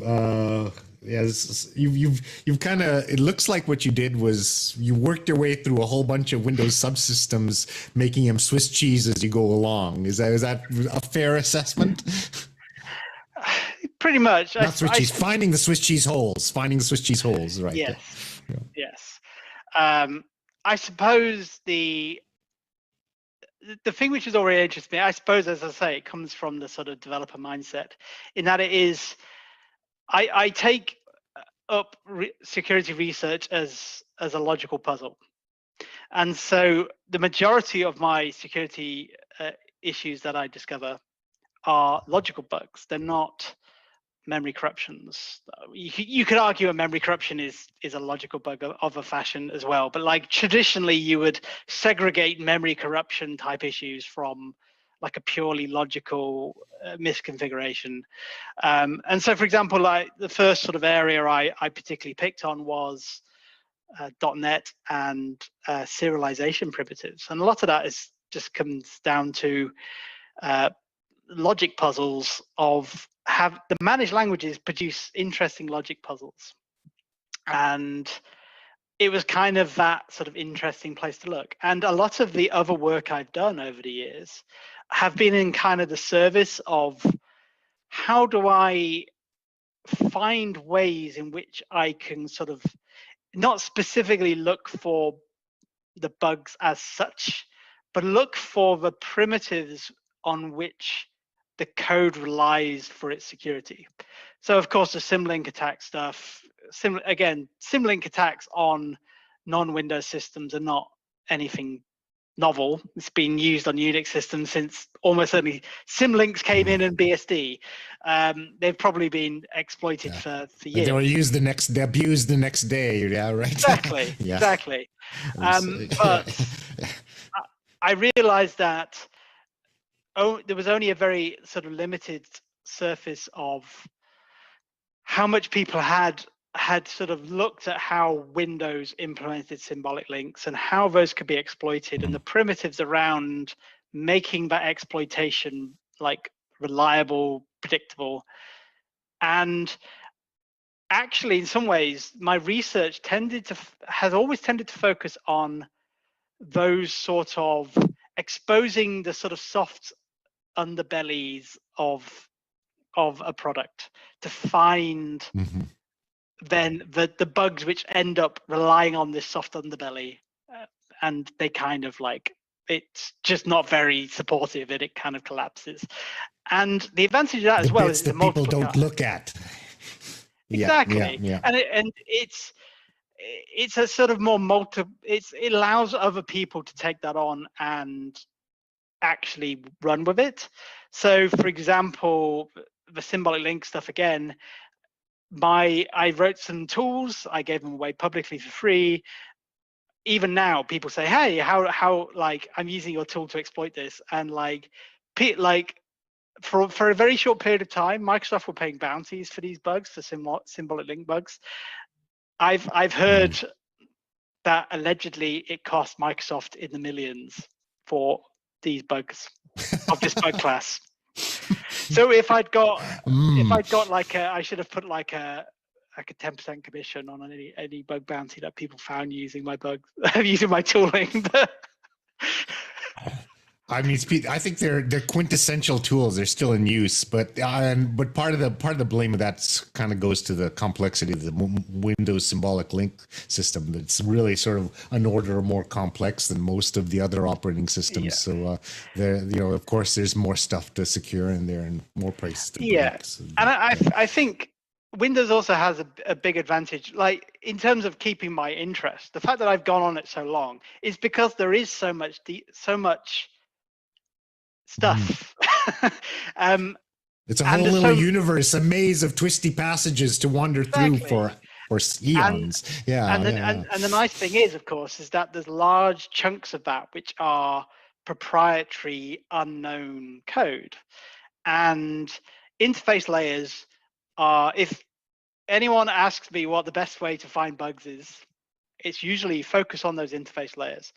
If you get an impedance mismatch, going back to my electronic engineering training, if you have an impedance mismatch between one side of your interface layer and the other side of your interface layer, you're going to have problems. And Windows has this massive one called Win32 and the NT kernel, and those things aren't necessarily completely synced up. And bugs lie in that sort of that intersection between those points. They do. I say make the metaphor. They try to plug a lot of 29-pin plugs into 25-pin plugs, and there's all kinds of APIs with undocumented bits. I can see your fascination with it.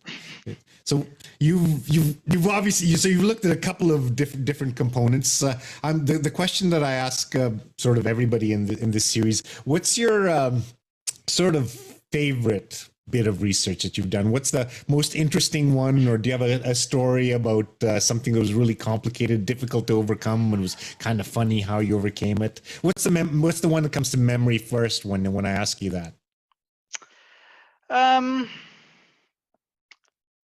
I guess some of probably the one which sort of sticks in my mind the most is related to some of the NTLM reflection attacks I discovered. So I discovered a few different ones, like one in RPC, one in like abusing WebDAV, things like that. And again, like NTLM relay and NTLM reflection were never like they were never something which you would consider like they were already known about before I came along. But like as Microsoft tried to close down the remote remote attack surface for a lot of these technologies, then some of them end up being kind of interesting from a local privilege escalation perspective. And that's what I focus a significant amount of my time. I very rarely look for remote code execution bugs. Again, like if I find one by chance, fantastic. But in general, local privilege escalation is kind of my thing. And those sort of interesting attacks kind of, people didn't really think about it, I don't think, until it was like, oh, well, you tell WebDAV, like you get Windows Defender to scan a file on a WebDAV share for you, but you actually host a WebDAV share on your local system, and then you can steal systems token and maybe relay that somewhere else. Or if you happen to be in a semi-privileged location, you can negotiate that to get an access token back and say, hey, I'm actually system now, and you can then compromise the system that way. And this is still ongoing. Like a recent release of Remote Potato, I think it was, which yeah. Yesterday I was reading it, yeah. which took that NTLM stuff, which is like 5-6 years old, something like that. And it's still kind of not fixed, and abused also some of my fancy tricks with COM and cross-session COM interfaces and all that sort of fancy stuff, which again, Microsoft won't fix. And you've potentially got a ability to pretend to be anybody on a terminal server, and that's doesn't sound like a good thing. But of course, none of those bugs in that chain could be suboptimal, yeah. But the interesting thing is, none of those bugs in that chain are something Microsoft will fix. So, like, at what that is point? Actually interesting. At what point do you get to like the bar? I suppose the other thing, the pain level where you have to fix it, right? You know, yeah, it's a good question actually. I suppose actually the other one in that sort of similar vein is the attacks me and Alex Ionescu did on protected processes and protected process light, where we did a presentation at Recon and things like that about it. But again, it kind of like, it's one of these parts of Microsoft rely on this behavior to be secure, because some document somewhere says, hey, this is secure, you can rely on this to be secure, and an admin can't even tamper with you when you're in a protected process. And then we come along and go, yeah, but you could just bypass it this way. And they sort of like open mouth, like, what? That shouldn't happen. And so, were you going to fix it? Well, no, because it's on our list of ones we're not going to fix. It's like, well, never mind then. let's hope it doesn't cause too much trouble then. Yes, exactly. Exactly. So this kind of leads up to one of the things that I was gonna ask you as well is sort of where we're going. You've mined an area of logic bugs that obviously we haven't found much. I mean, there's no magic mitigation you can use to solve it for a memory corruption bug. You can't create a magic shadow stack to fix all this stuff. So that seems to have a long future. We're going to be finding these bugs for a long time. Where do you think, with that as a preface, where do you think that exploit development's going in the next decade? Where do you think are going to be the hot areas? Do you think logic bugs are going to continue to be the fruitful ground, or is it going to be a lot more serialization stuff? What's your crystal ball vision for where we're going? I suppose it's a hard one. Well, the thing with logic bugs is, I suppose, it depends on the target. You have to look at, for example, the recent spurt of exchange issues, and they're almost certainly primarily logic bugs. They're serialization issues or logic bugs, and Exchange is an extremely complicated application and primarily not native code. It's primarily .NET based. So there really is very little option to find those sort of your classical memory corruption attacks. But if I was actually a betting man, and actually I was going to look at where things are going in the future, I would say that the future is memory corruption. Because no matter, like people would say like 10 years ago that like memory corruption is going away. Like I remember having a discussion with someone very important who said that Windows Vista would eliminate memory corruption vulnerabilities. Strangely enough, it didn't happen. And yes, I know there are. This is my shock face. Yes, and like it's possible that the Rusts of this world will take over eventually and effectively eliminate most memory safety hazards in like published software. But there's such a massive code base. You look at something like just Chrome, right? Chrome's millions of lines of code, or Windows, millions of lines of code, the majority of which is still native code. That's not going to change overnight. That's going to be there for 5-10 years easily before there's even a sliver of like that code base being significantly different from where it is at the moment. And all the efforts to put on anti-memory corruption mitigation work, there's never been one which hasn't been broken. Like even like PAC on iOS devices is a lot of people hours was invested in that feature. But in the end of the day, people still found multiple ways around it. And yes, it will get better, and they'll close off the obvious routes into it. But I just foresee that maybe, yeah, I suppose you have to take into account that the things that people are, of course, most like inspired by in some sense is the sort of high-end exploitation. And I can't imagine that a very skilled attacker would not be still using memory corruptions 10 years from now. Probably there's a good chance that some of those bugs are still present in modern software right now, and they'll be using them in 10 years in the future. Like statistics would argue that it would be stupid to argue against that. I was surprised to hear about your memory corruption answer, because I think everybody else has been so fixated on mitigations of last little while. But of course, it makes sense.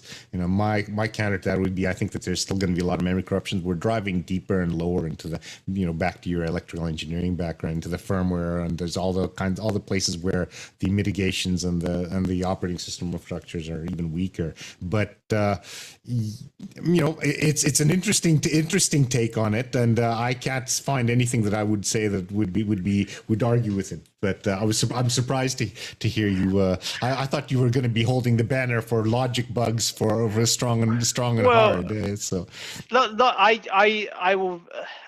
I will be very surprised if logic bugs ever become the predominant type of exploitation in any capacity, because logic bugs in general I've always found them to be somewhat lower density. They have a lot more preconditions to generally getting them to function and to be useful primitives. And the obvious analogy is it's usually easier to kick the door down than pick the lock. Good one. Thank you, sir. So, okay, I think actually we're actually at a pretty good length. That was pretty awesome. Is there any other? I'll snip this a little bit about. But let me just flip back, because the one question we haven't answered yet is, so when you what kind of tips and how would you? If there's lots of people who are wanting to know how to become a better vulnerability searcher, bug hunter, better security analyst, I mean, what kind of things have been successful for you when would you offer as advice for other folks in this field? I obviously have my developer bias hat on. I don't have a hat at the moment, but my developer bias hat says that developing tools to better understand the area of interest. So you pick an area of interest and you write tools to analyze that. Whatever you can divine as being the security aspects of that functionality. So whether it just be literally, how do I exercise this piece of code in a regular way, in a repeatable way? Of course, this is coming from a logical vulnerability background, but of course, like if you were memory corruption hunting, then you'd be writing your fuzzer and things like that. I think the act of writing the tooling to take some particular product apart kind of gives you a better appreciation of the thing you're looking at, because you can more easily test out theories. You can test out stuff. If you're just sort of like poking at stuff and just playing around, then it's just generally not as advantageous to my workflow. So that's why you'll see a lot of my output is in the tooling side of things. Yes, I find bugs, but I also write a lot of tools, and a lot of them end up in public as well, because I like to share things. I like to provide other people with the ability to do some of the stuff that I do. But yeah, it's no different. Like if you're a web app person, you'd have your copy of Burp.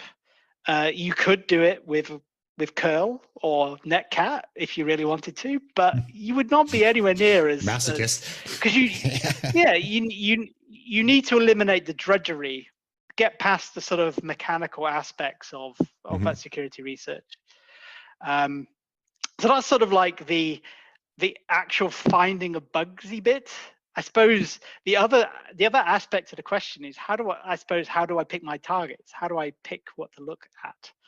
And that, of course, is somewhat more nebulous, because sometimes it is literally just down to I read a blog post about some interesting technology. The number of bugs I found just from reading the Microsoft Windows blog about some new feature they've just added, and then going, right, they're bound to mess that up. How do they do that? Yeah. And so I go and humans do err in predictable ways, don't they? Yeah. Yes, any new. It's an obvious case. If you're going to pick a technology to go look at, if you're going to pick an area to go look at, pick the extremes. Pick something which is either absolutely brand spanking new, or pick something which has been around for 20 or 30 years. If you pick something in the middle, especially something which is a well-known attack surface, that you will find bugs, but it potentially will be less fruitful. It will be potentially less interesting and potentially less or more difficult in general.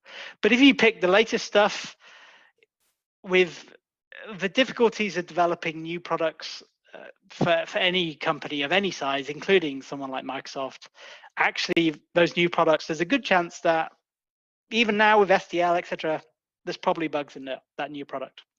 And something which has been around 20 years, especially if it's something which is more focused on sort of enterprisey type things like Com Plus and stuff like that. Those sort of areas that people have a passing like familiarity with. Oh yeah, that Com Plus thing. That's like Com, but more, isn't it? Yeah, it's a lot more of interesting stuff. And no one looks at it. And the crazy thing is, a lot of that functionality, which you would assume to be only exposed in, say, enterprise environments, is enabled by default on say, a typical Windows system, because it just is. And as long as there's no code which uses it, no one notices. So that is kind of a common problem of late, that the Windows kernel is filling up with all manner of features, things like containerization and stuff like that, which, as far as I can tell, some of that is probably only ever enabled in, say, Azure, which you will probably never realistically be able to exercise in any useful fashion. But it's still, some of it's still there in consumer versions of the OS, just not exposed through any obvious API. Vestigial. Yeah, this is kind of sitting around there waiting to. It's not really vestigial, because that would imply that it had a use at some point. It's in not theory, used. It is. Yes. Yeah, it's like having an extra shoulder, because when you go to a different country, someone gives you an extra arm because you need 3 arms in that country. Like, it's kind of like if you go to Azure, you'll get the extra arm on your shoulder, but everywhere else you've just got the sort of the shoulder sitting Stub. there, which potentially it has some sort of exploit. Terrible metaphor, but there we go. Yeah. Thanks for that. So I'm probably gonna just flip the order of those last 2 segments around. But let me my last question for you, because we're hitting at a good time, is let's get back to what's the funniest bug? I mean, what's the one that you went, oh my god, I can't believe this? What's the is there a funny story, a cute anecdote for us to leave us with? I suppose that there's some issues which are kind of funny, but I suppose the funniest / worst kernel driver I ever found was I just happened upon some Novell driver, and I think it was only I think I counted it. It totaled about 1,000 instructions in size. That was it. It was a very small driver, and in those 1,000 instructions, I found 6 vulnerabilities.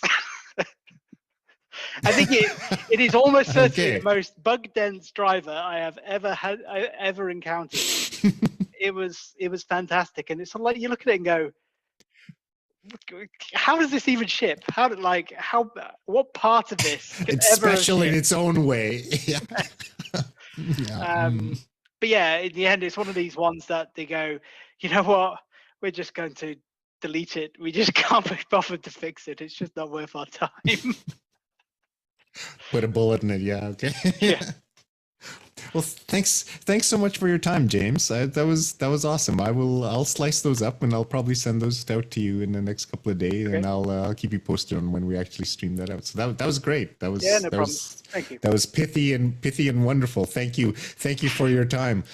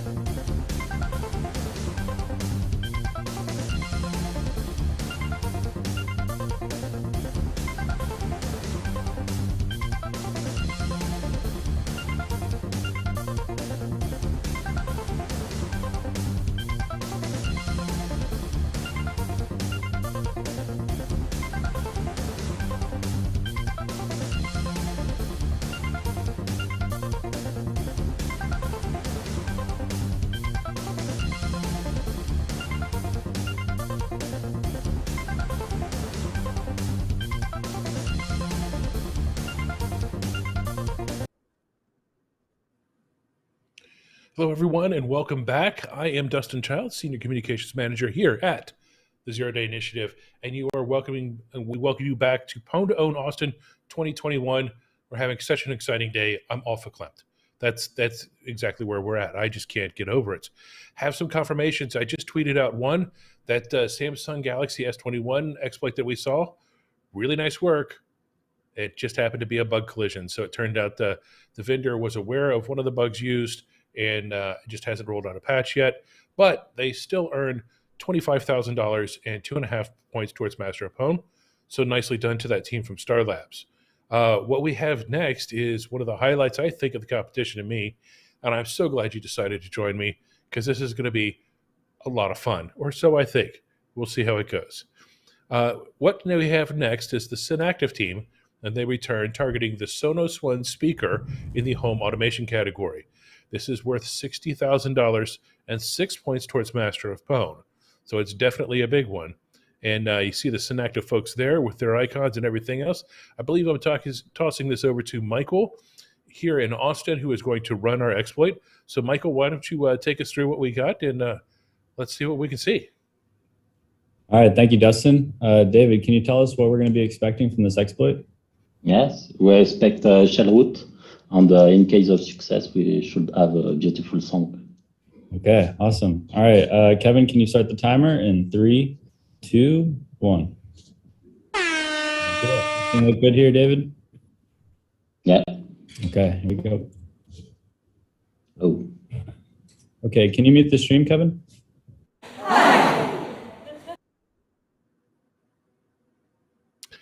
Well, that's unfortunate. Not sure what happened there. Certainly something unexpected. Because like I said, I kind of got a sneak preview of this one. So I think we're going to end up in a pretty good spot. That's a little bit too much foreshadowing. That's pretty much just telling you what's going to happen. See, there's foreshadowing, and then there's hitting you over the head with a clue by 4, as we say in writing. Actually, I just say that. That's not a saying.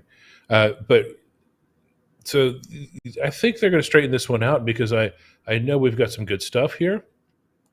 In the meantime, we can look ahead to the afternoon, see what we have left on our docket for today before we head into Pwn2Own After Dark. So after this, we've got another Cisco router attempt in the WAN category. That's also very big. DevCore returns on their attempt at the Western Digital PR4100. We've had so many successful entries, and I'm really surprised we haven't had more bug collisions there, because I think we had 10 different groups sign up for that. So definitely interesting to see that. Next, we have another TP-Link, and then our first Lexmark printer will be this afternoon as well, and that's the Synacktiv team looking on that. So the Synacktiv team, when they exploited the Canon printer, had their little ninja show up on the LCD. For the Lexmark printer, we'll see if they have their little ninja show up there or something else. And then the Star Labs returns for the Western Digital. Again, possibilities of collision because there's so many of them. And we close off our live stream with Synacktiv targeting the HP color laser. See, I see the timer pop back up, so we're at 18 minutes. I think we're still good to go there. And then looking into that, but that's the end of our live stream for today. And that'll get us about halfway through the program. And then, whammo, Pwn2Own After Dark. That's when that really kicks in. We're going to have teams in like multiple rooms throughout Austin and Toronto, just testing as many of these things as we can, as quickly as we can. So we're not here all night. We're going to be here all night regardless. But I mean, we'll make it through. Dinner's already ordered. It's going to be delivered. P.F. Chang's. That's worth hanging for, right? It's better than pizza, from your local pizza delivery place. But we've got NAS categories tonight. We've got more printers tonight. We got more routers tonight. We got a bunch of stuff going on tonight. So 1, 2, 3, 4, 5, 6, 7, 8, 9 attempts after dark. And believe me, you can get it done after dark. That's for sure right there. And then looking ahead till tomorrow, we just keep rolling. And we keep rolling and we keep rolling. We'll have a couple after dark. And then Friday, we finish with 4 attempts on the 4th day. That's a coincidence. I wish I could have thought of that beforehand, but that makes you go 4 for 4 right there, and that's a good way to finish it off. It should be pretty interesting. By that time, we should have a pretty good idea of how the Master of Pwn is going to shake out. But it could be, because DevCore has one on that 4th day, it could come down to that. It could come down to that last entry right there to see what happens. We've got some interesting stuff coming up over the next couple days.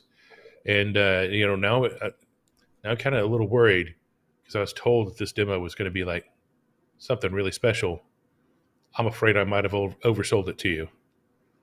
I don't know any magic tricks. I don't. I can tell you the fingers never touch. That's for true. They'd get a laugh at my uncle, but no one else. So we'll see what's going to happen with that. I know the team is working on it. And again, we've got 3 tries within a 20-minute period. Each try is 5 minutes long. So hopefully we'll get back there very shortly. We're just at 15 minutes. Like I said, the demo should only take a minute or two. So we can get under 10 minutes and still have plenty of time to try it twice if we need to do that. What they're probably redoing right now is they're probably restarting that Sonos One Speaker. Maybe they'll even swap it out for a totally new one. We've been able to do that before, making sure that the router is nice and configured, all those sorts of things. Everything that could go into what potentially could be a problem, they're going to take a look at. They're going to go through the code, make sure that the IP addresses are correct, that there's nothing hard-coded in there that shouldn't be. And hey, did you catch that interview with James Forshaw? That was pretty interesting, right? We have another one coming up tomorrow, and from someone else in Google Project Zero. So that should be pretty interesting as well. Definitely stay tuned for that, because I think you will find her interview very enlightening as well. And then, yeah, I think we may have a talk that we can get to from CanSec. Oh, look, there's our guitar. Austin is the live music capital of the world. That's one of the reasons we are highlighting the music scene here in Austin. And of course, I'm from Nashville, Tennessee, which is Music City. It's kind of great. The best of both worlds. By the way, if you're in Nashville, as much as you can, avoid some of the dives on Broadway. Here's a tip. Station Inn. Go to the Station Inn. Much smaller, much cleaner, much nicer folks. You'll see people coming on the way up. Bluebird, thanks to the Nashville TV show, it's hard to get in the Bluebird Cafe anymore. But if you can, that's the place to go. Garth Brooks discovered it right out of there. What's that? Taylor Swift, she was discovered right out of there. Pretty much everybody has to play the Bluebird on the way up. And it's in the round, too, which kind of makes it cool. Very nice place to go. Avoid Kid Rock's Bar. Avoid those places downtown and on Broadway. That's like Times Square. Like bachelorette parties go there, and it's a smell. You don't want to do that. So, yeah, New Yorkers don't go to Times Square. Nashvillians, we don't go to Broadway. So, Station Inn, Bluebird, check them out. And then if you can see a show at the Ryman, it's Mother Church. I mean, you got to go see a show at the Ryman, right? Saw Ricky Skaggs at the Ryman, well, I guess it was a long ago now because COVID. But, right before the lockdown, saw Ricky Skaggs at the Ryman. That was pretty cool. If you're like me and a Ricky Skaggs fan. If you're not a Ricky Skaggs fan, maybe not so cool for you. Let's see, I think we're probably down to about 12 minutes on this time limit now. See where we're at. Oh, okay, we're going back. Michael, are we ready for our second attempt? Yes, we are ready for I got you right now. All right, let's make it happen. Okay, ready? And 3, 2, 1.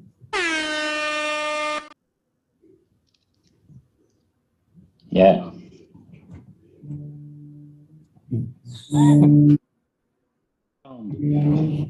Excellent. Well done, man. Congrats.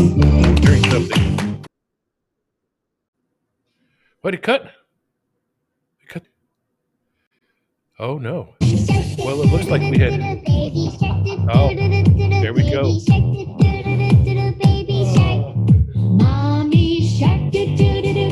Well, I guess that's one way to let the world know that you picked over their Sonos machine. Congratulations for that. Folks, I'll tell you right now, if I had that thing alone in my house and it started playing that song, I might Baby Shark right in my pants. I won't lie to you. Show me the so that's an amazing demonstration. That, once we confirm it, will be worth $60,000 and 6 Master of Pwn points, which if I remember correctly, and I'm pretty sure I don't, that should put Synacktiv into the lead. And I think that actually will, now that I look at my spreadsheet, because I don't remember anything. That's why I have spreadsheets. But that will actually catapult them into the lead once we confirm it. We have to confirm it first. So that's a great. And that's a great sort of fun, flourishing exploit that we like to do in the contest. So when you can take over a smart speaker and make it play enough music so that you don't get a copyright strike from YouTube, that's a winning entry in my book. So up next, we have the folks from Trich coming back, and they will be targeting the WAN interface, if I recall correctly. Let me see if I can turn my teleprompter on here. They will be targeting the WAN interface of the Cisco RV340 router, and that happens at 14:30 Eastern. On the line is $30,000 and 3 Master Opone points. So definitely stick around for that. And until then, make sure you're swimming in clean waters. Watch out for them sharks. We'll see you at 2:30.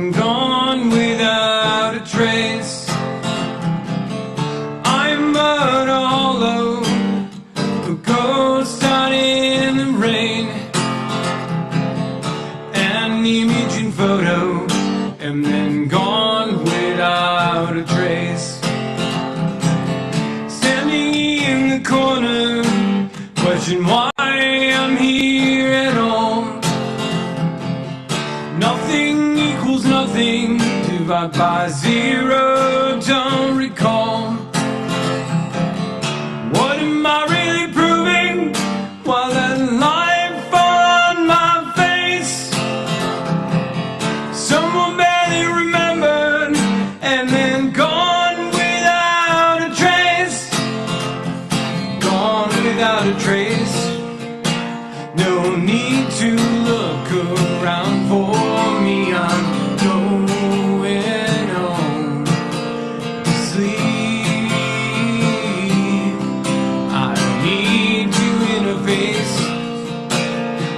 plaster on this dumb fake smile. This just isn't my thing.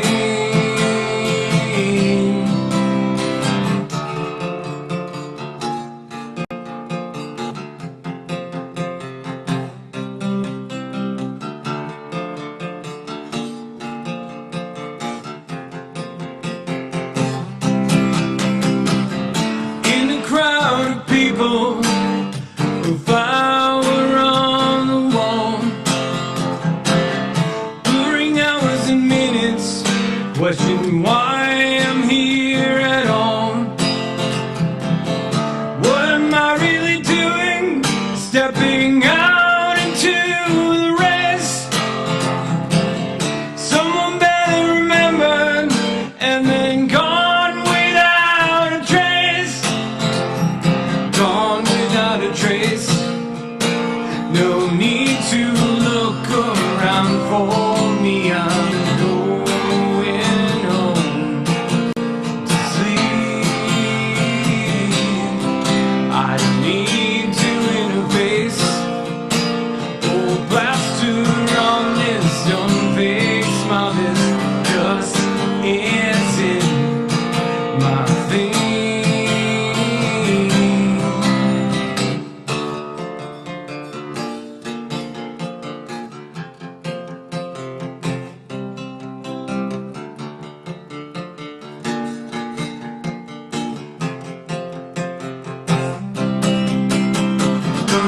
Without a trace, no need to look around for me. I'm going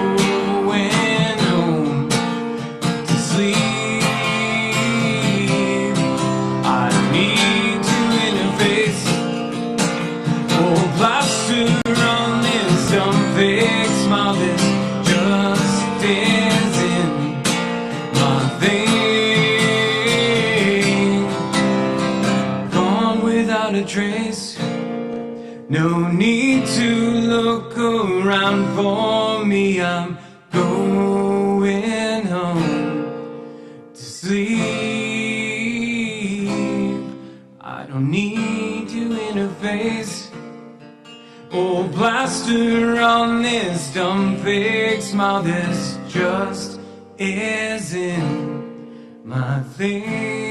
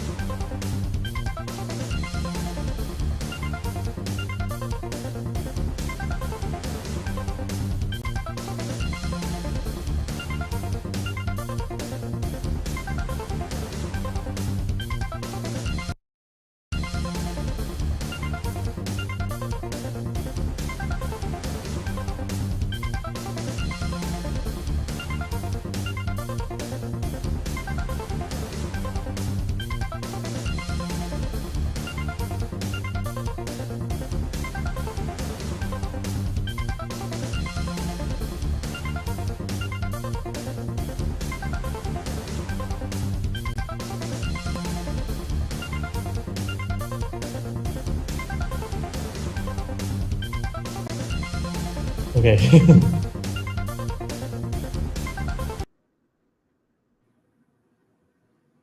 Hello, everyone, and welcome back to Pwn2Own Austin 2021. I am Dustin Childs, your host and the Senior Communications Manager here at the Zero Day Initiative, where we are the sole adjudicators of Pwn2Own. Happy to be here. A little bit of breaking news. The Cincinnati Reds, now that it is the offseason, have traded one of my favorites, and I know yours too, Tucker Barnhart, to the Detroit Tigers. So can we talk baseball for just...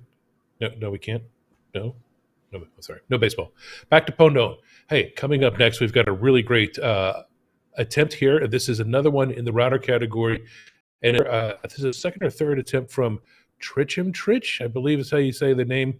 And he will be targeting the WAN interface of the Cisco RV340 router in the router category. And that'll be worth $30,000 and 3 Master of Pwn points if they can successfully do this. And from what I understand, we're going to start by rebooting the router and then go from there. So I'll hand it over to you. We're going to Toronto for this effort. So Vincent, why don't you go ahead and take us away and walk us through it? Thank you, Dustin. And are we ready? Yeah, let's go. Okay, let's do this. Kevin, so can you please start the timer in 3, 2, 1, go. Oh, the router. Plug in. So turn on router, plug in. And then we wait for the device to boot. Yeah. And again, the PRW light. That would be the power light. It's blinking now. That means it's booting. And when it finishes booting, yeah, the document it can't will become a solid light. It focuses slowly. Gives us a good picture once it gets focused in on it. But yeah, so PWR light, there we go. This light is blinking. That means it's booting. And then, so this set of light will continue blink, and it will become this is like a progress bar. So 1, 2, 3, 4. And as it progress, to indicate the boot progress. So this progress normally takes 3.5 minutes. So we'll wait for this to boot up. And from the researchers, they just told me that normally this will also work.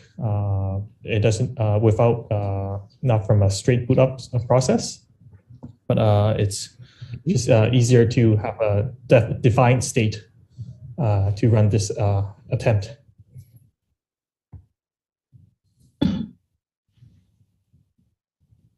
So now we look at the router. And now we wait, and we play the waiting game, which is not nearly as fun as the Pwn2Own game. I can tell you that from experience.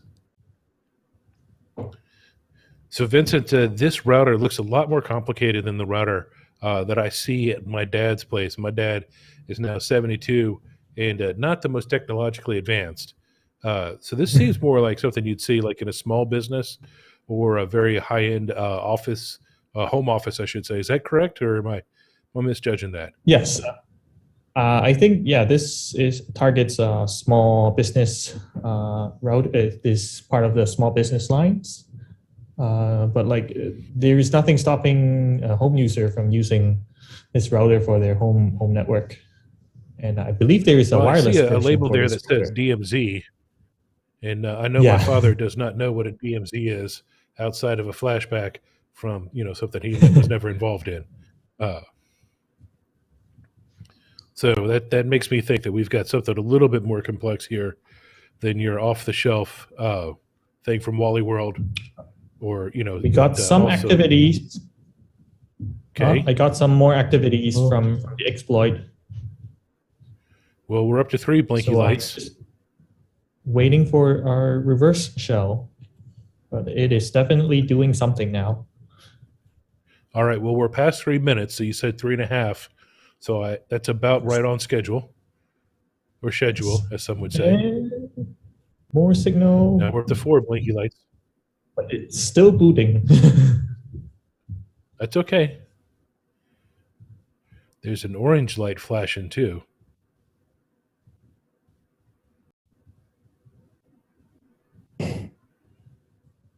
I see even more things going on in the exploit. Okay. Still waiting for a connection on the reverse shell. Exploit continues. Reverse shell TBD. One more request coming in. We've got 110 left on the clock for this.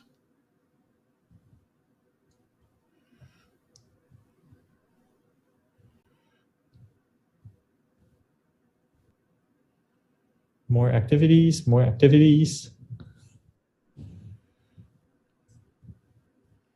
TikTok. Kevin, can we just leave that clock up for the next couple until it hits 0 on that attempt timer, please? Thank you. I got a feeling this one's going to come right down to the wire. Oh. 30 seconds. It's tense. More. It's definitely doing stuff.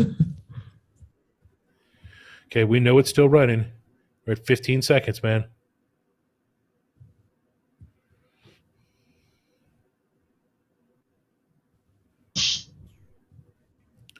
Five, 4, 3, 2, 1. Do we have a show? Well, I think we timed that one out, bud. Well, unfortunately, that first attempt timed out. But right inside, I'll be resetting that router, and we'll give it a shot here in just a couple of minutes. We'll get it turned back on, and again, we'll watch the lights as they come on. Hopefully, I mean, it seemed like it was working, but clearly sometimes it works a little bit faster than other times, much like my children when I tell them to do anything. I don't know, that's weird. Like one time it takes them a minute, next time it's like 3 hours. And it still ends up all underneath their bed anyway. So Vincent and his crew up there in Toronto will be resetting, and then we'll continue with this particular effort on our second attempt. Hopefully it won't take very long to reset the router, or they have a second router there that they can swap out quickly. Since these do take quite a while, we're definitely under the gun here. Now, I always said that we have 3 tries within 20 minutes. You're not guaranteed 3 tries. If you can't get the configuration set within that 20 minutes, you might only get your 2 tries. You might only get your 1 try. But again, if you've got some good, research, you might be able to sell that privately to us, even if your demonstration is not successful. But obviously, we're rooting for a successful demonstration for everyone. We want unique bugs, and we want all the contestants to get the full price for everything. So we are rooting for the contestants in this category, as in every category. So hopefully they can time it up this time, and it runs just a little bit faster. Book it with the stick. For my kid, my youngest kid, I tell him, like, hey, if you make this time in track, I'll let you drive my car. And then that seems to motivate him a little bit. He's 15, got his learner's permit, wants to look cool behind the wheel. He forgets that he's 15 and he has his learner's permit. There's just no looking cool behind the wheel at that, especially because I'm sitting in the front seat with him. So instant not cool points there. But anyway, taking a look at this, we're not quite there. I'm not ready to officially declare Synacktiv in the lead, but that's a tentative score right there.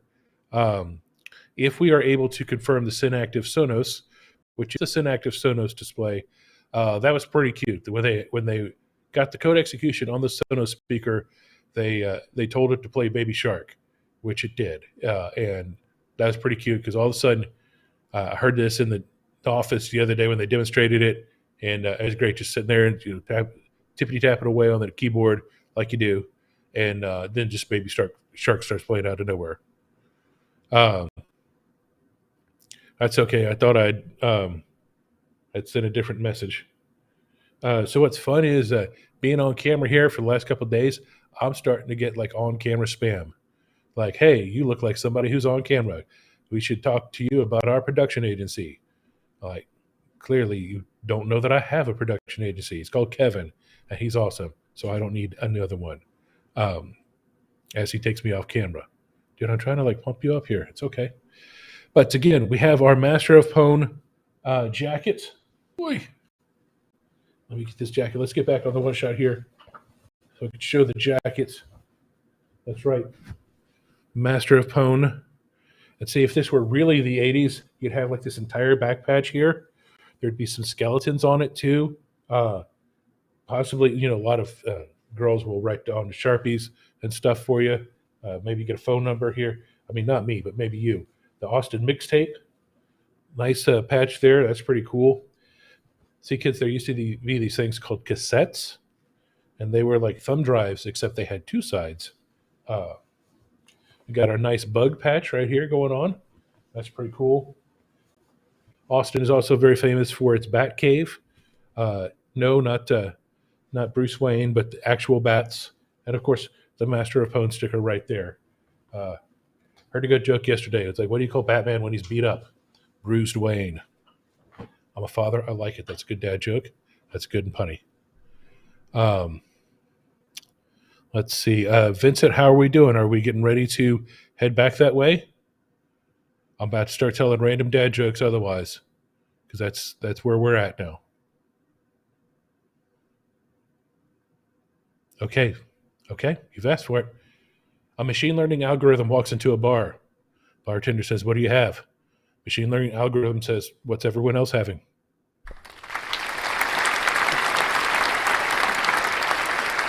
Thank you. I will be here all week. No need to tip. I have really bad for Black Hat, and they ended up not going to Black Hat. So we'll see how that plays on the Twitters. I don't think it will play on the Twitters much at all.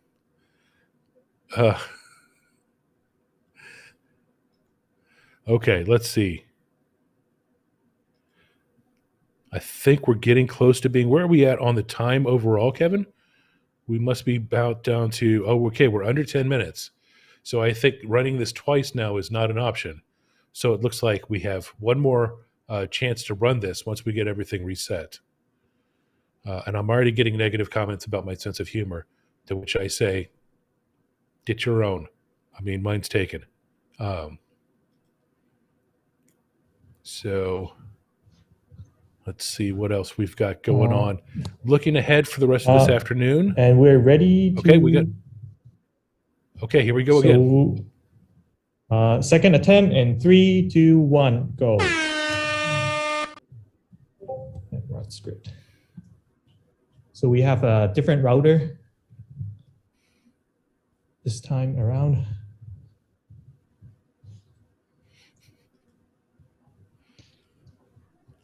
Okay, so we switched out physical routers in this case, correct? Yes. Okay. Second time's about the only charm we got.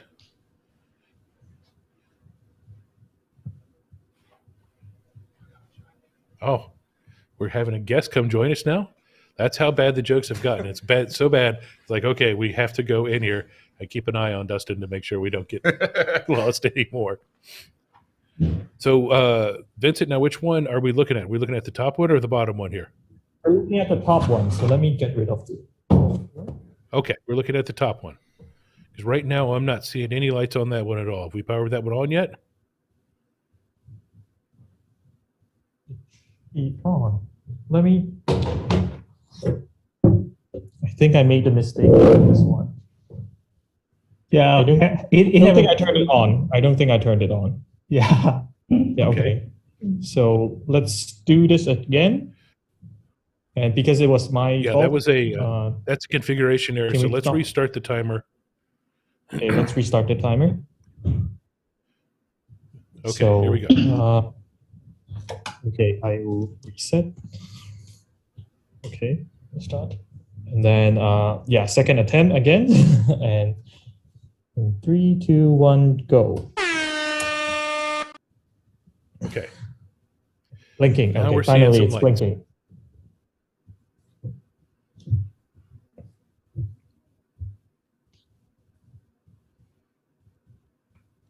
So joining me in the room is Brian Gorence, who's in charge of ZDI, and the you are the senior director for vulnerability research, correct? That's correct. Yes. Okay, great. So you've seen a few of these WAN exploits so far. these are some pretty impactful bugs, right? Yeah, they're really interesting. I mean, I think, we added these to the contest several years ago, and I think every time we've added it, somebody's come in with them. And, they, in certain conditions, they may actually be wormable. So, an internet-facing connection, with, possibly a stack-based buffer overflow or a heap-based buffer overflow that's relatively easy to exploit is quite dangerous. And so, we're excited to see these type of WAN entries in the competition. We'll see how this one turns out. Yeah, I know a lot of folks look at the routers and go, well, that's just like only so important. But, there's more of these routers around in the world than there are a lot of other types of devices. And no one is really paying attention to these.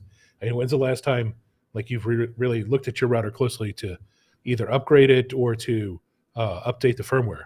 Yeah, and this year specifically, we decided to include the Cisco router because kind of stuff that's used in small and medium businesses and people who are trying to expand their footprint because of working from home and things like that. So for us, it was a good addition. We've seen a lot of activity in the router, and so we'll see how things turn out as we go through the rest of the contest. Yeah, the routers and the PR4100 have definitely been the favorite entries of the contestants this year. Yeah, it's surprising because we bought a number of these routers for the contest. When we are planning the event, we buy a certain amount, and we've actually had to purchase more as people started registering for the contest. So it's kind of fun. Yeah, I know we've made more than one trip to the store this week just for extra gear. Yes. Okay, we're on our second flashing sets of lights now with just under 3 minutes remaining.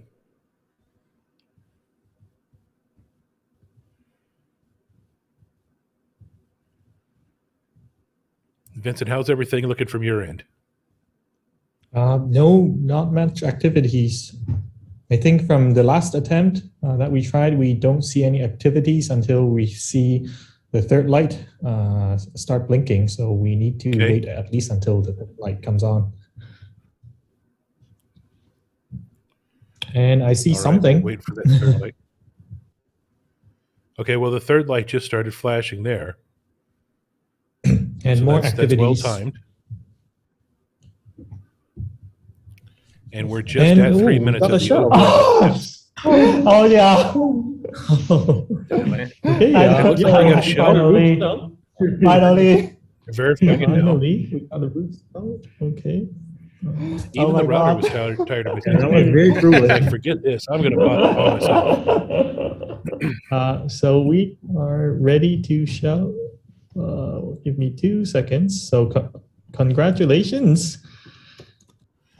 And yeah, we're ready to show the screen. Kevin, please. Yeah, no need a new script. Yeah. Nice. That's awesome. Congratulations. Nice work. Thank you for keeping the drama on us. Show me the mic today. And our next attempt is going to be at 1500 Eastern, 3 o'clock Eastern, 2 o'clock Central. And that is the DevCore team of Orange Sai, Angel Boy, and Mei Chang. They return. They will be targeting the Western Digital MyCloud Pro Series PR4100 in the NAS category. That'll be here in the Austin office. Yeah. Up for grabs is $40,000 and 4 more Master of Pwn points. Like I said, I'm waiting on just a couple of confirmations, so that could put Synacktiv in the lead. But if DevCore hits this, that could put them back in the lead. So it's definitely neck and neck right now when it comes to Master of Pwn leaders. Brian, thank you for joining. Can we get you back here later in the day, maybe? Absolutely, I'll be in here. Absolutely, save great. your throat. Thank you. I'm getting a little rusty already. I'm going to go grab some tea. So until then, take care, and we'll see you back here at 3.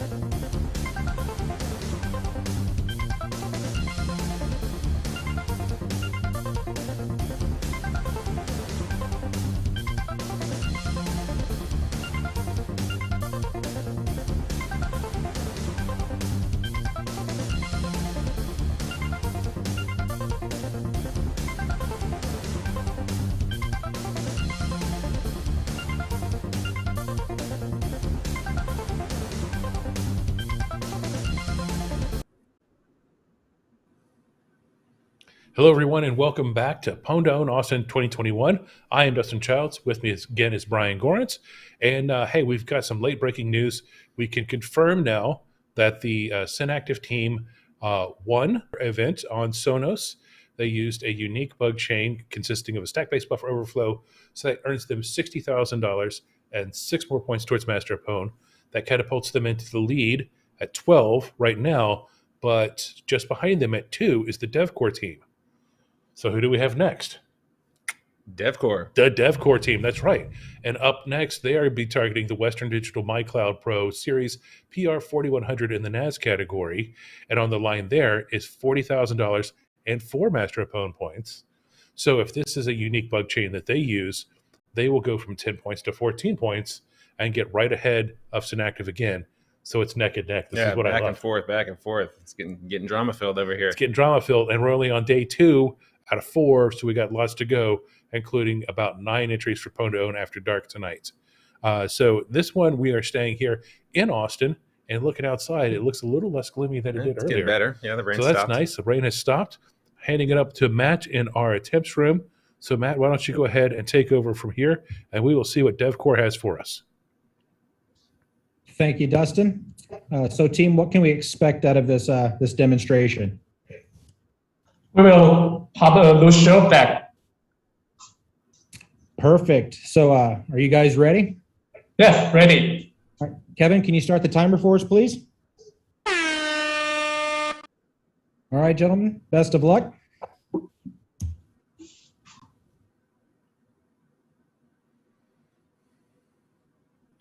I like when they show the temperature on front. If the temperature.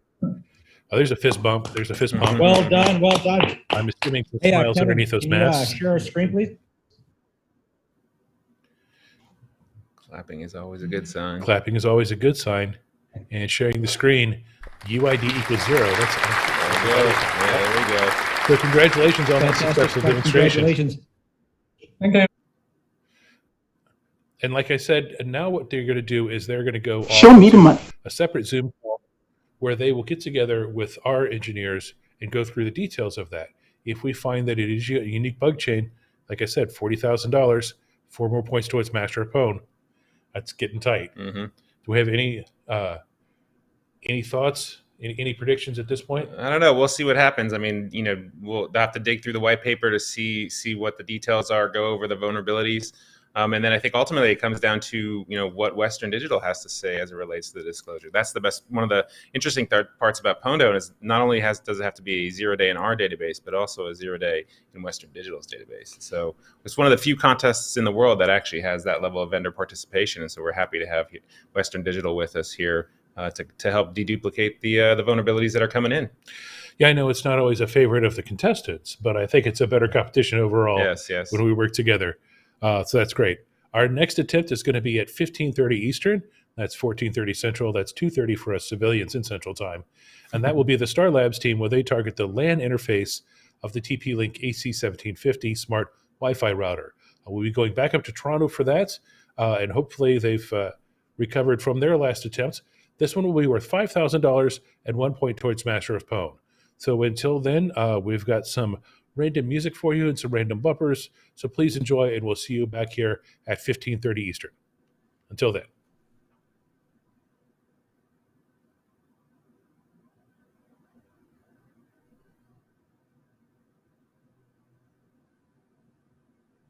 Or we could chat some more. I think Kevin is just like leaving us on.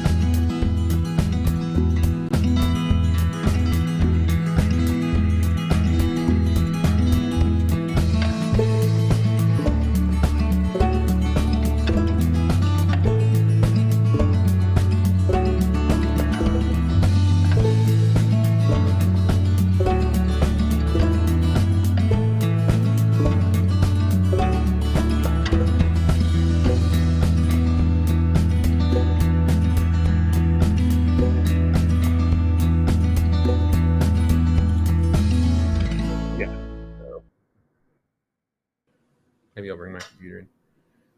Or what you could do is you could grab that computer, just turn it watch around. the vMix feed on that.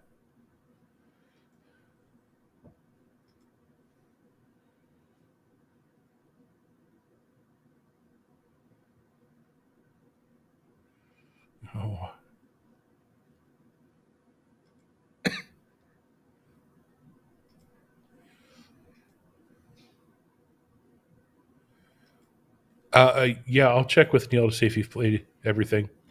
Although on the stream right now, it looks like we're showing just some stuff from the rooms. The rooms. So, and they're probably talking.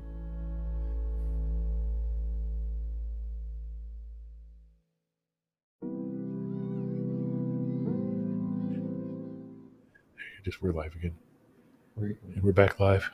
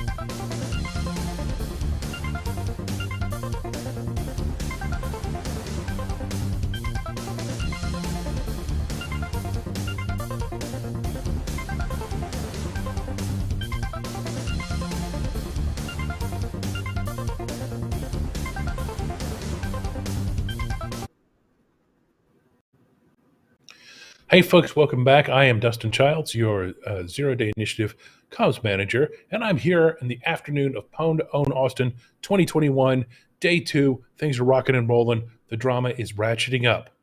Okay, because you know what? I've got some confirmations, but it's not what we expected. We expected wins, losses. Guess what? We had a collision. That's right. The last attempt from DevCore was a collision with bugs that had previously been used in the contest. That means they only get half the prize, $20,000, and 2 Master of Pwn points. It's really great, but now that puts them at a tie with the Synacktiv team on top of the Master of Pwn leaderboard. So right there, it's nip and she's tucked, man, I'm telling you. And it is drama, and I love some drama when it's on the stream and not in my personal life. So that's good. Coming up next, we've got the Star Labs team of Billy and Mohammed. Not going to try and say their names more than that. And they are going to be targeting the LAN interface of the TP-Link AC1750 smart Wi-Fi router in the router category. This could be worth $5,000 and 1 Master of Pwn point for Star Labs team. I think I'm going to, and I know I'm going to Toronto. I think I'm handing over to KP1. And KP, my first question for you is the router plugged in? Yes. Okay, good. That's a great start, and we'll move on from there. Okay, so thank you, Dustin. This is the last entry we are running from the Toronto for today. Are you guys ready to pawn the TP-Link? Ready. Okay, Kevin, can you please start the timer? 3, 2, 1, go. So we are seeing some activities here. Some more activities.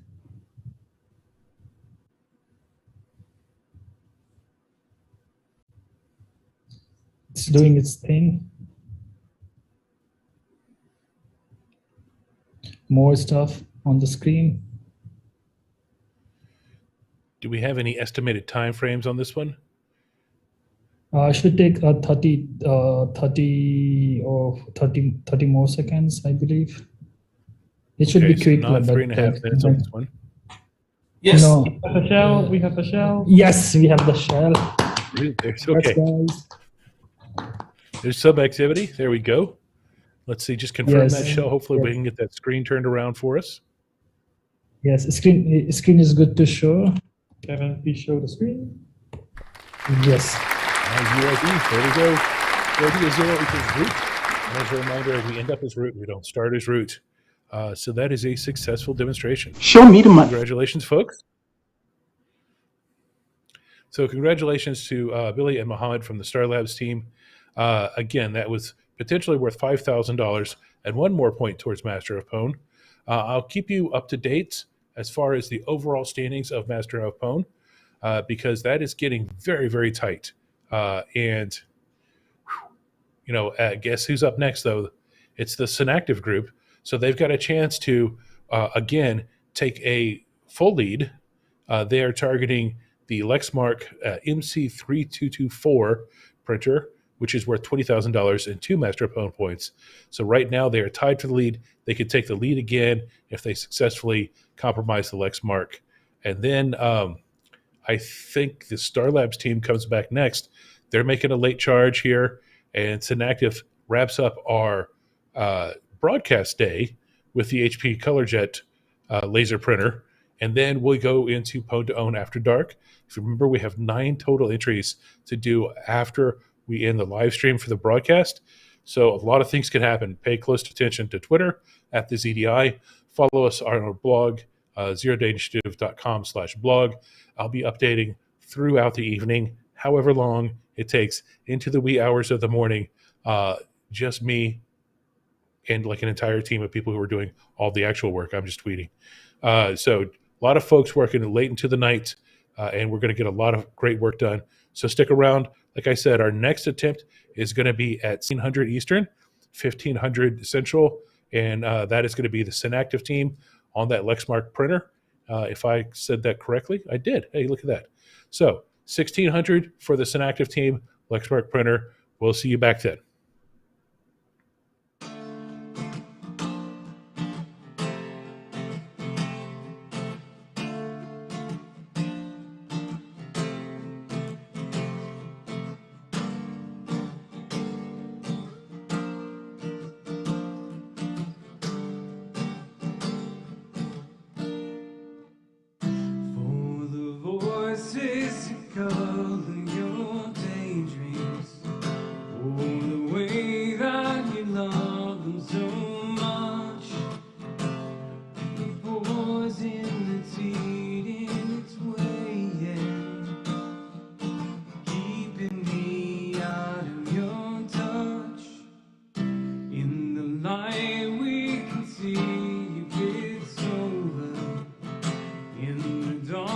we can make it all night, like the thorns that accompany roses. I'll be here holding on tight.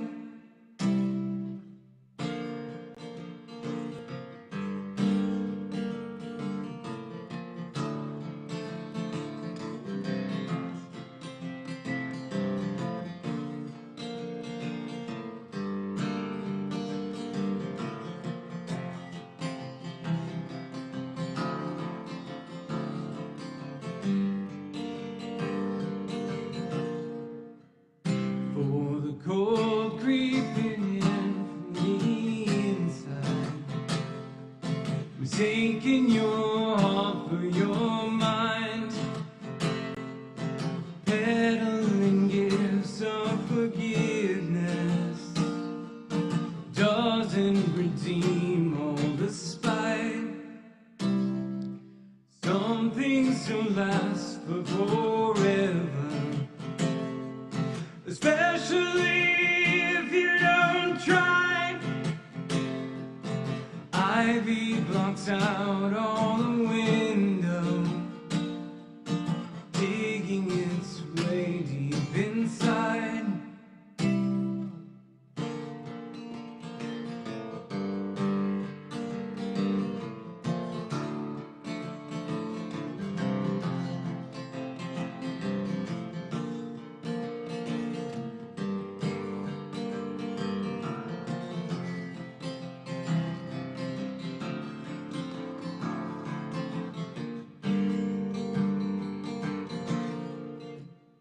For the voices that color your daydreams, or the way that you love them so much, the poison that's eating its way in, keeping me out of your touch.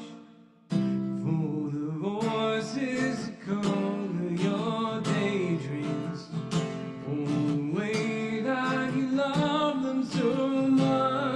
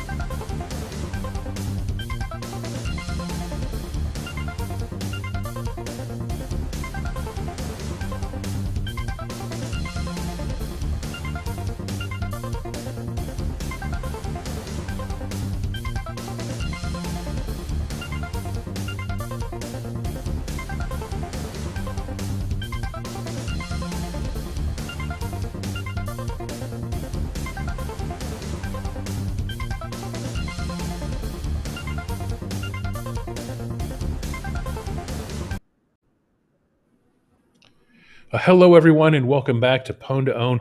We are nearing the end of day 2 of Pwn2Own Austin 2021. I am Dustin Childs, Senior Communications Manager. No need to give myself a promotion right there. With me, keeping me in line, keeping me in check, Matt Powell. Matt, what is your official job title? I am a Senior Vulnerability Researcher here with the Zero Day Initiative. Great. Matt is one of the people who's actually on the keyboard doing the real work while I'm in front of the camera just talking to you and tweeting away. So Matt, a couple things we got to clear up. So we confirmed it was a collision. That is correct. We had a collision there with the Synacktiv team, the DevCore team. The DevCore team. Which means instead of getting 4 points and promoting themselves into first place, they only got 2 points and are now tied for first. Little drama. Little drama. I love a little drama. Love a tight game. Love a tight game. As long as, you get I bet on both teams. I'm playing both sides against the middle. So nothing wrong with that. It's okay. And then the one following that, the Star Labs one, that also just came back in as a collision. So $2,500, half a point for Master of Pwn. But they had utilized a bug that had been previously seen in the competition. So that's what bug collisions are. So on this one, however, we're going back here we're staying within the building on this one here in Austin. The Synacktiv team, they kind of want that first place. So they've got 2 more entries today before we even go off the television. And their first one is they're going to be targeting the Lexmark MC3224i in the printer category. They've had some good luck with printers so far. We'll see how we do. I believe I'm tossing this to Ziad. Is that correct? Ziad, are you ready for us?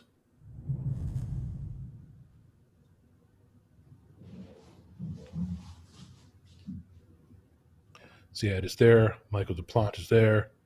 Synacktiv folks are there. We ready? Yeah. Can you hear me now? I'm sorry about that.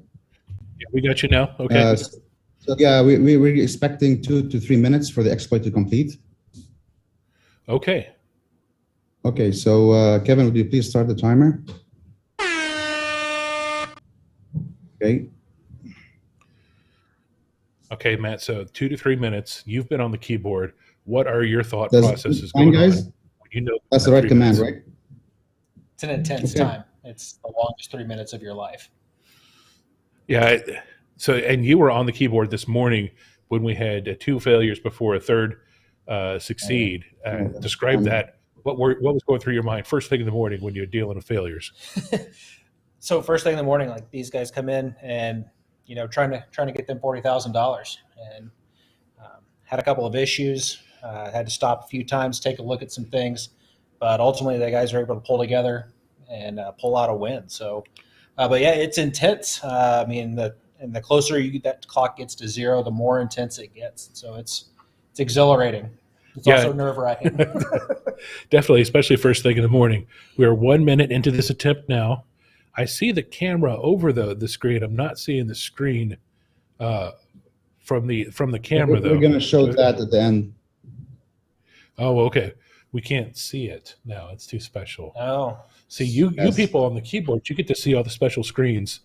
Us here, we just hope to see the special screens at one point. Well, they just want to be careful we're not divulging any information that could.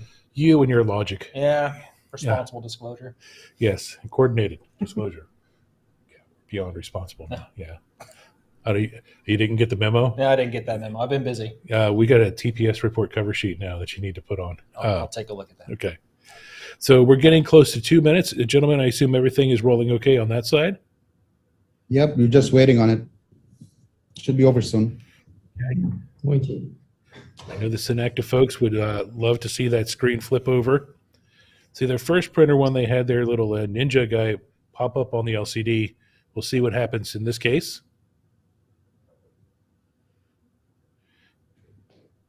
And Synacktiv folks, if you're listening, I need me a little ninja sticker. I have stickers to trade too. I'll send you. I'm not on camera right now, but when I get back on camera, I'll show you some of the stickers I'll trade you.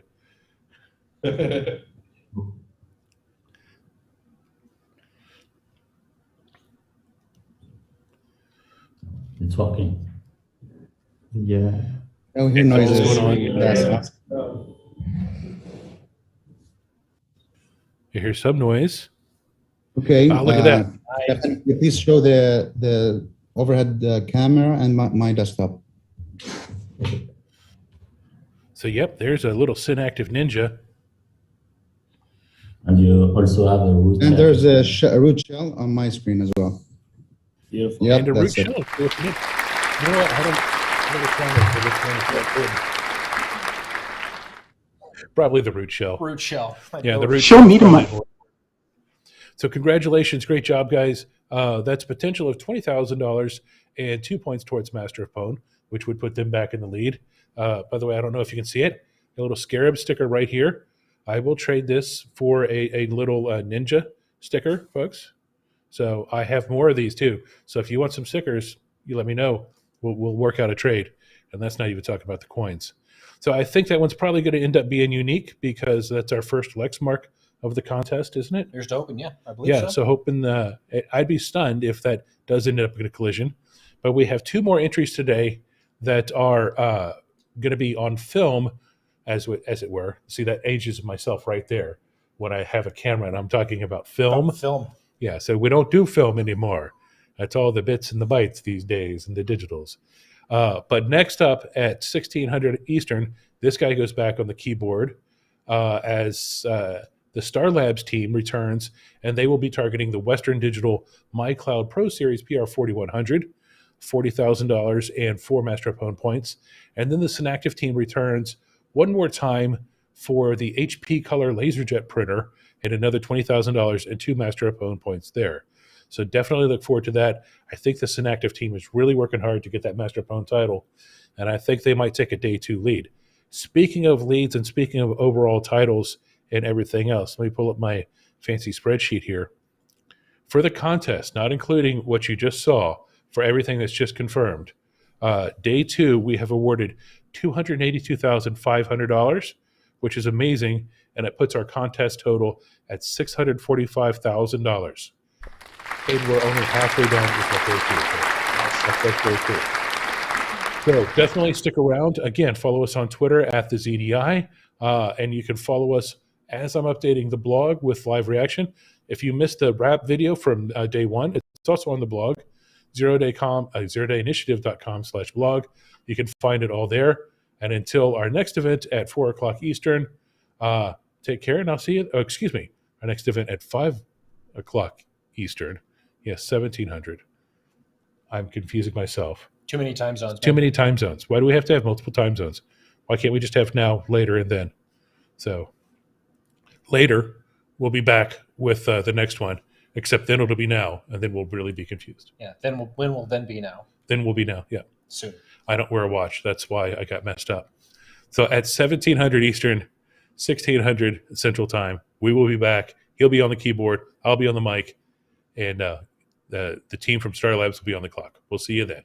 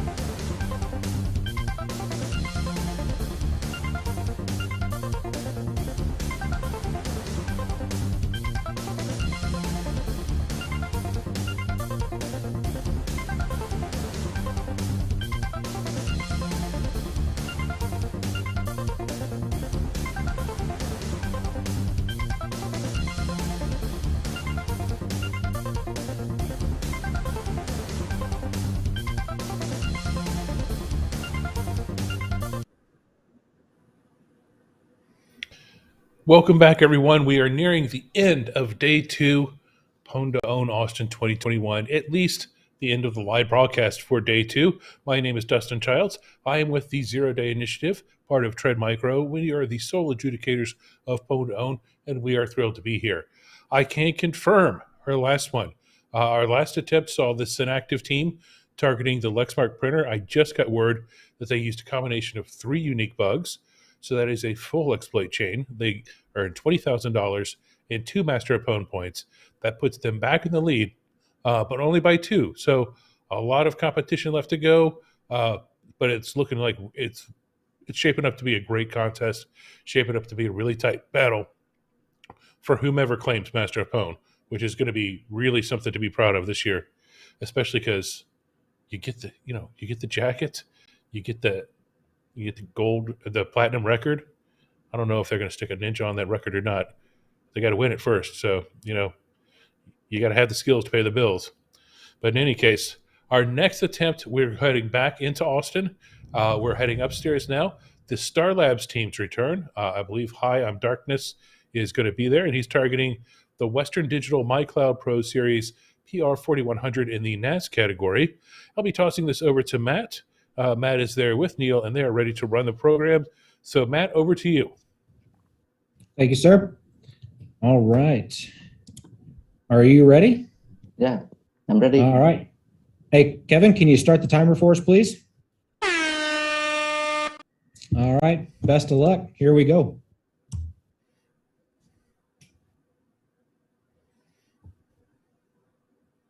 We've had quite a few entries in the PR4100. Oh,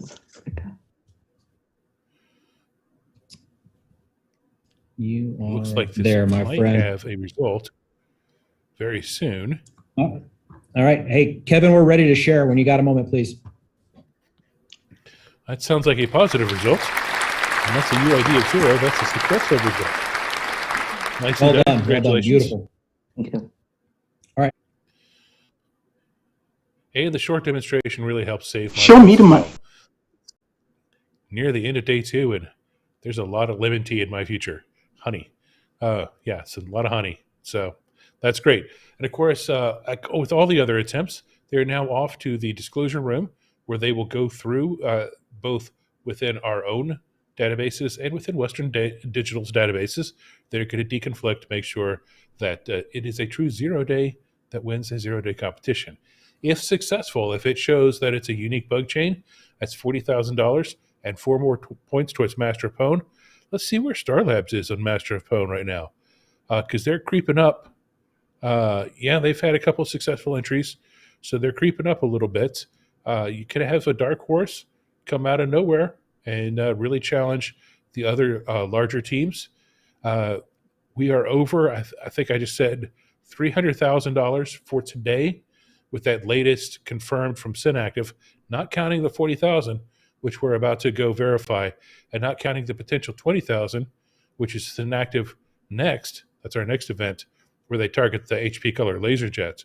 So we could be up to 460,000 just on our daytime show, and that's not including Pwn2Own After Dark. Because remember, after we are done here in the daytime, we move into Pwn2Own After Dark. We have so many entries, we just don't have the time to film them all. I wish we could, because it's great research that deserves the light of day, quite frankly. But there's only so much light of day to go around. But we're going to make sure that that research is done. The way that works is we still have the contestant call in. We go through the exploit with the contestant, and then we still work with the vendor to make sure that they're involved as well. So the same process that we do during the day, just at night, just without the films and without me. So it goes a little bit faster. So like I said, they are off to disclose and deconflict that one. Our next attempt will be around 17:45, and again, that'll be the last one of the day on film. And that's the Synacktiv team, again, targeting the HP Color LaserJet printer in the printer category. They've hit 2 out of 3 so far. Synacktiv's already hit the Canon. We confirmed them on the Lexmark. The HP's up next. Gee, I wonder what they're going to try to do to the LCD on the HP LaserJet printer. Who knows? You just have to tune in and find out. So until then, 1745, stay tuned. We'll be back at you then. Take care.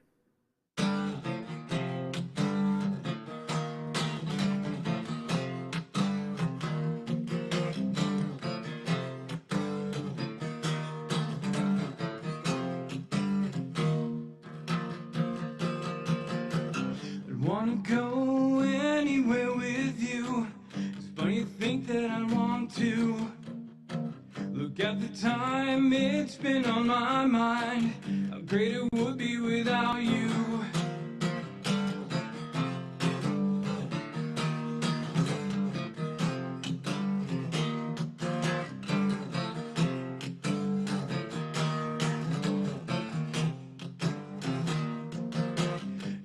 And on, this is so much fun. You make me feel like I'm nothing. And when you scream, this is so unfair. It's easy to see why I'm leaving.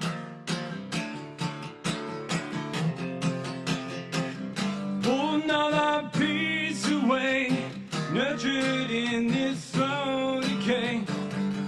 Fingernails, they scratch and tear the shell around the bone.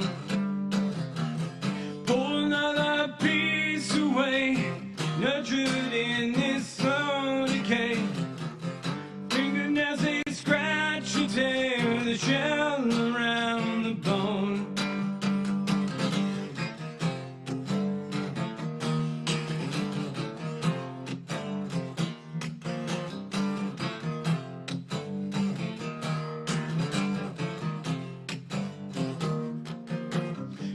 And on, this is so much fun. You make me feel like I'm nothing. And when you scream, this is so unfair. It's easy to see why I'm leaving. Pull another piece away, nurtured in this slow decay. Fingernails, they scratch and tear the shell around the bone. Pull another piece away, nurtured in this slow decay. Fingernails, they scratch and tear the shell around the bone.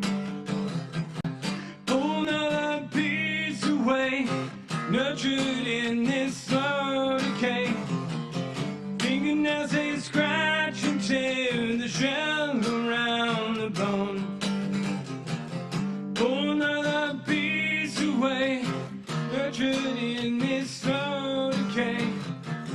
Fingernails, they scratch and tear the shell around the bone.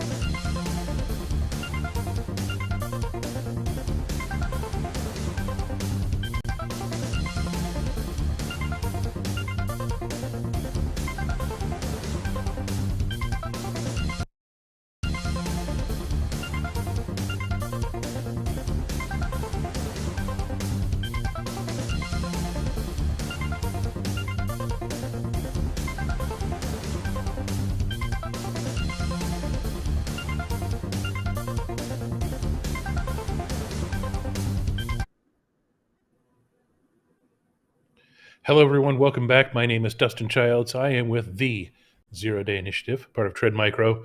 And this is the end of day one, at least on our live stream. Folks, we've did it. Here we are. We are at the end of day two. So, see, I said day one to start with. That's how long it's been. I don't even know what day it is anymore. But we did it. You and I got through this together. We are at the end of day two. We are at our last attempt right now. And boy, let me tell you, it has been something. I could confirm for you the last Star Labs one. I don't know if you saw on Twitter, at the ZDI, another bug collision.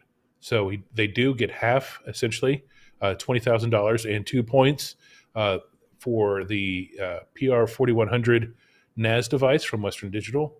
But those bugs have been previously used by someone in the contest. That's why the random drawing for order is so important to a lot of people, because if you get a late draw, you could, could end up with the same bug somebody earlier in the contest. So that's just part of the game. Okay, our next attempt is the Synacktiv team.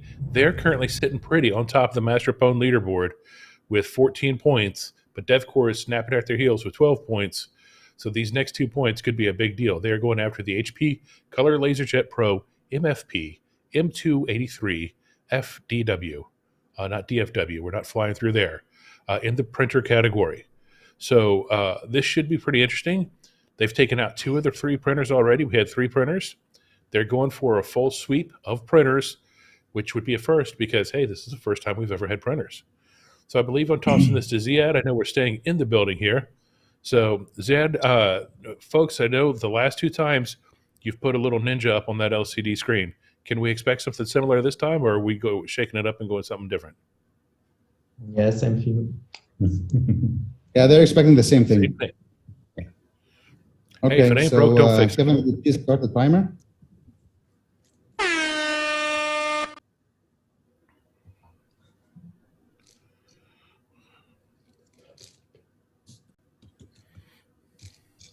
Okay, here we go.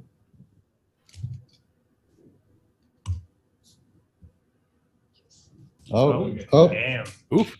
And we're done. That's a success. It's a success. A little thumbs up on the ninja this time. I think it's a different Yeah. pose for the little ninja guy, which is nice. Yeah. So we are definitely calling that a successful entry. Congratulations, fellas. That is the first sweep of the printer category. Okay, guys, let's go to the disclosure. So they head off to the disclosure room, and they will obviously go through all of the ins and the outs, the whats and the who's and the hows. So congratulations to them. If that's confirmed, that now puts them up to 16 points in Master of Pwn. Show me the money. 4 point. And I think, Kevin, we have the updated, with the exception of that one entry, the updated Master of Pwn standings. If we can take a look at that real quick. At least the top 10, I should say, of the Master of Pwn. It's getting to the point now where the font would be too small if we got too big for it. I mean, too many names in there. Overall, for the day, we are not, again, so we can't count the $20,000 that was up for that last event. But if right now we've awarded 100% confirmed $322,500. So this could get us to $342,500 for the day, which would be just a little bit less than the $362,000 we did yesterday. So interesting. Overall, we are at $685,000. That is crazy over 2 days of a contest. And folks, we still got 9 events to run after dark. So once we sign off here, we move into Pwn2Own After Dark mode. We separate into different teams and we just kind of truck through as many of these as we can. And as many of these as we can means 9 of them tonight. That's what's on the schedule. So that's like a full day, on its own, and it's at night. So definitely stay tuned. Follow us on Twitter at the ZDI. That's where I'll be posting the results of this. I'll also be posting updated, here we go, Master of Pwn standings. So if you look at the Master of Pwn standings right now, the Synacktiv team's at 14. Again, this is pending that last demo they had on the HP LaserJet printer. So it could be 16 here within the next hour or so. DevCore is right at their heels with 12 points, $120,000. Fury is still in the game at 80,000. And Star Labs is playing a little bit of catch up. There's some other ones that are coming in tomorrow. We could see a lot of shift at this board. You know, now it's the second quarter. Can't lose the game in the second quarter. Can't win the game in the second quarter. But it should be pretty interesting. So definitely stay tuned. Like when you're going out tonight, or you know, if you're around the world, check Twitter, see what's going on. I'll be updating the blog, of course, throughout the evening with the latest stuff as well. So just make sure that you're looking at that blog. Make sure you're looking at our Twitter, and we'll have a day 2 wrap video available tomorrow. If you missed the day 1 wrap video, either check out our YouTube channel or check us out on the blog. I have it listed there. That blog is your one-stop shop for everything: your schedule, your results, your hurt feelings, your utmost desires, all right there. Maybe. I mean, it's probably not all of the stuff, but definitely all the results and the schedules. You can find them all right there on the blog. So definitely check that out. And yeah, should be a lot of fun tonight. 9 more entries for Pwn2Own After Dark. Should be great. Tomorrow, we get started at 10 a.m. Eastern again. Let's see who we get started with at 10 a.m. Eastern on to tomorrow's docket. We get started Thursday with Martin Rachmaninoff, and he will be targeting the Western Digital PR4100. So again, a very popular target. We'll see if his exploit is collision. Synacktiv comes back after that with a Cisco exploit. Then we have F-Secure Labs. They come back, excuse me, with a color laserjet printer exploit. I've been told that's a good one. Don't hold me to it. People just tell me stuff. People lie to me pretty often. I'm kind of gullible, but I've been told that's a good one. So definitely check that out. Some more Star Labs entries. Stephen Fewer comes in, a former Pwn2Own contestant coming back for a while. Sam Thomas, day 1 contestant coming back in. Chris Anastasio, he was in Pwn2Own Miami, part of the Master Pwn team there. Got some great stuff tomorrow. Looking forward to it, okay? So everyone else, get some rest. Follow us on Twitter. Follow the blog. And we'll see you tomorrow morning, right after Pwn2Own After Dark. See y'all.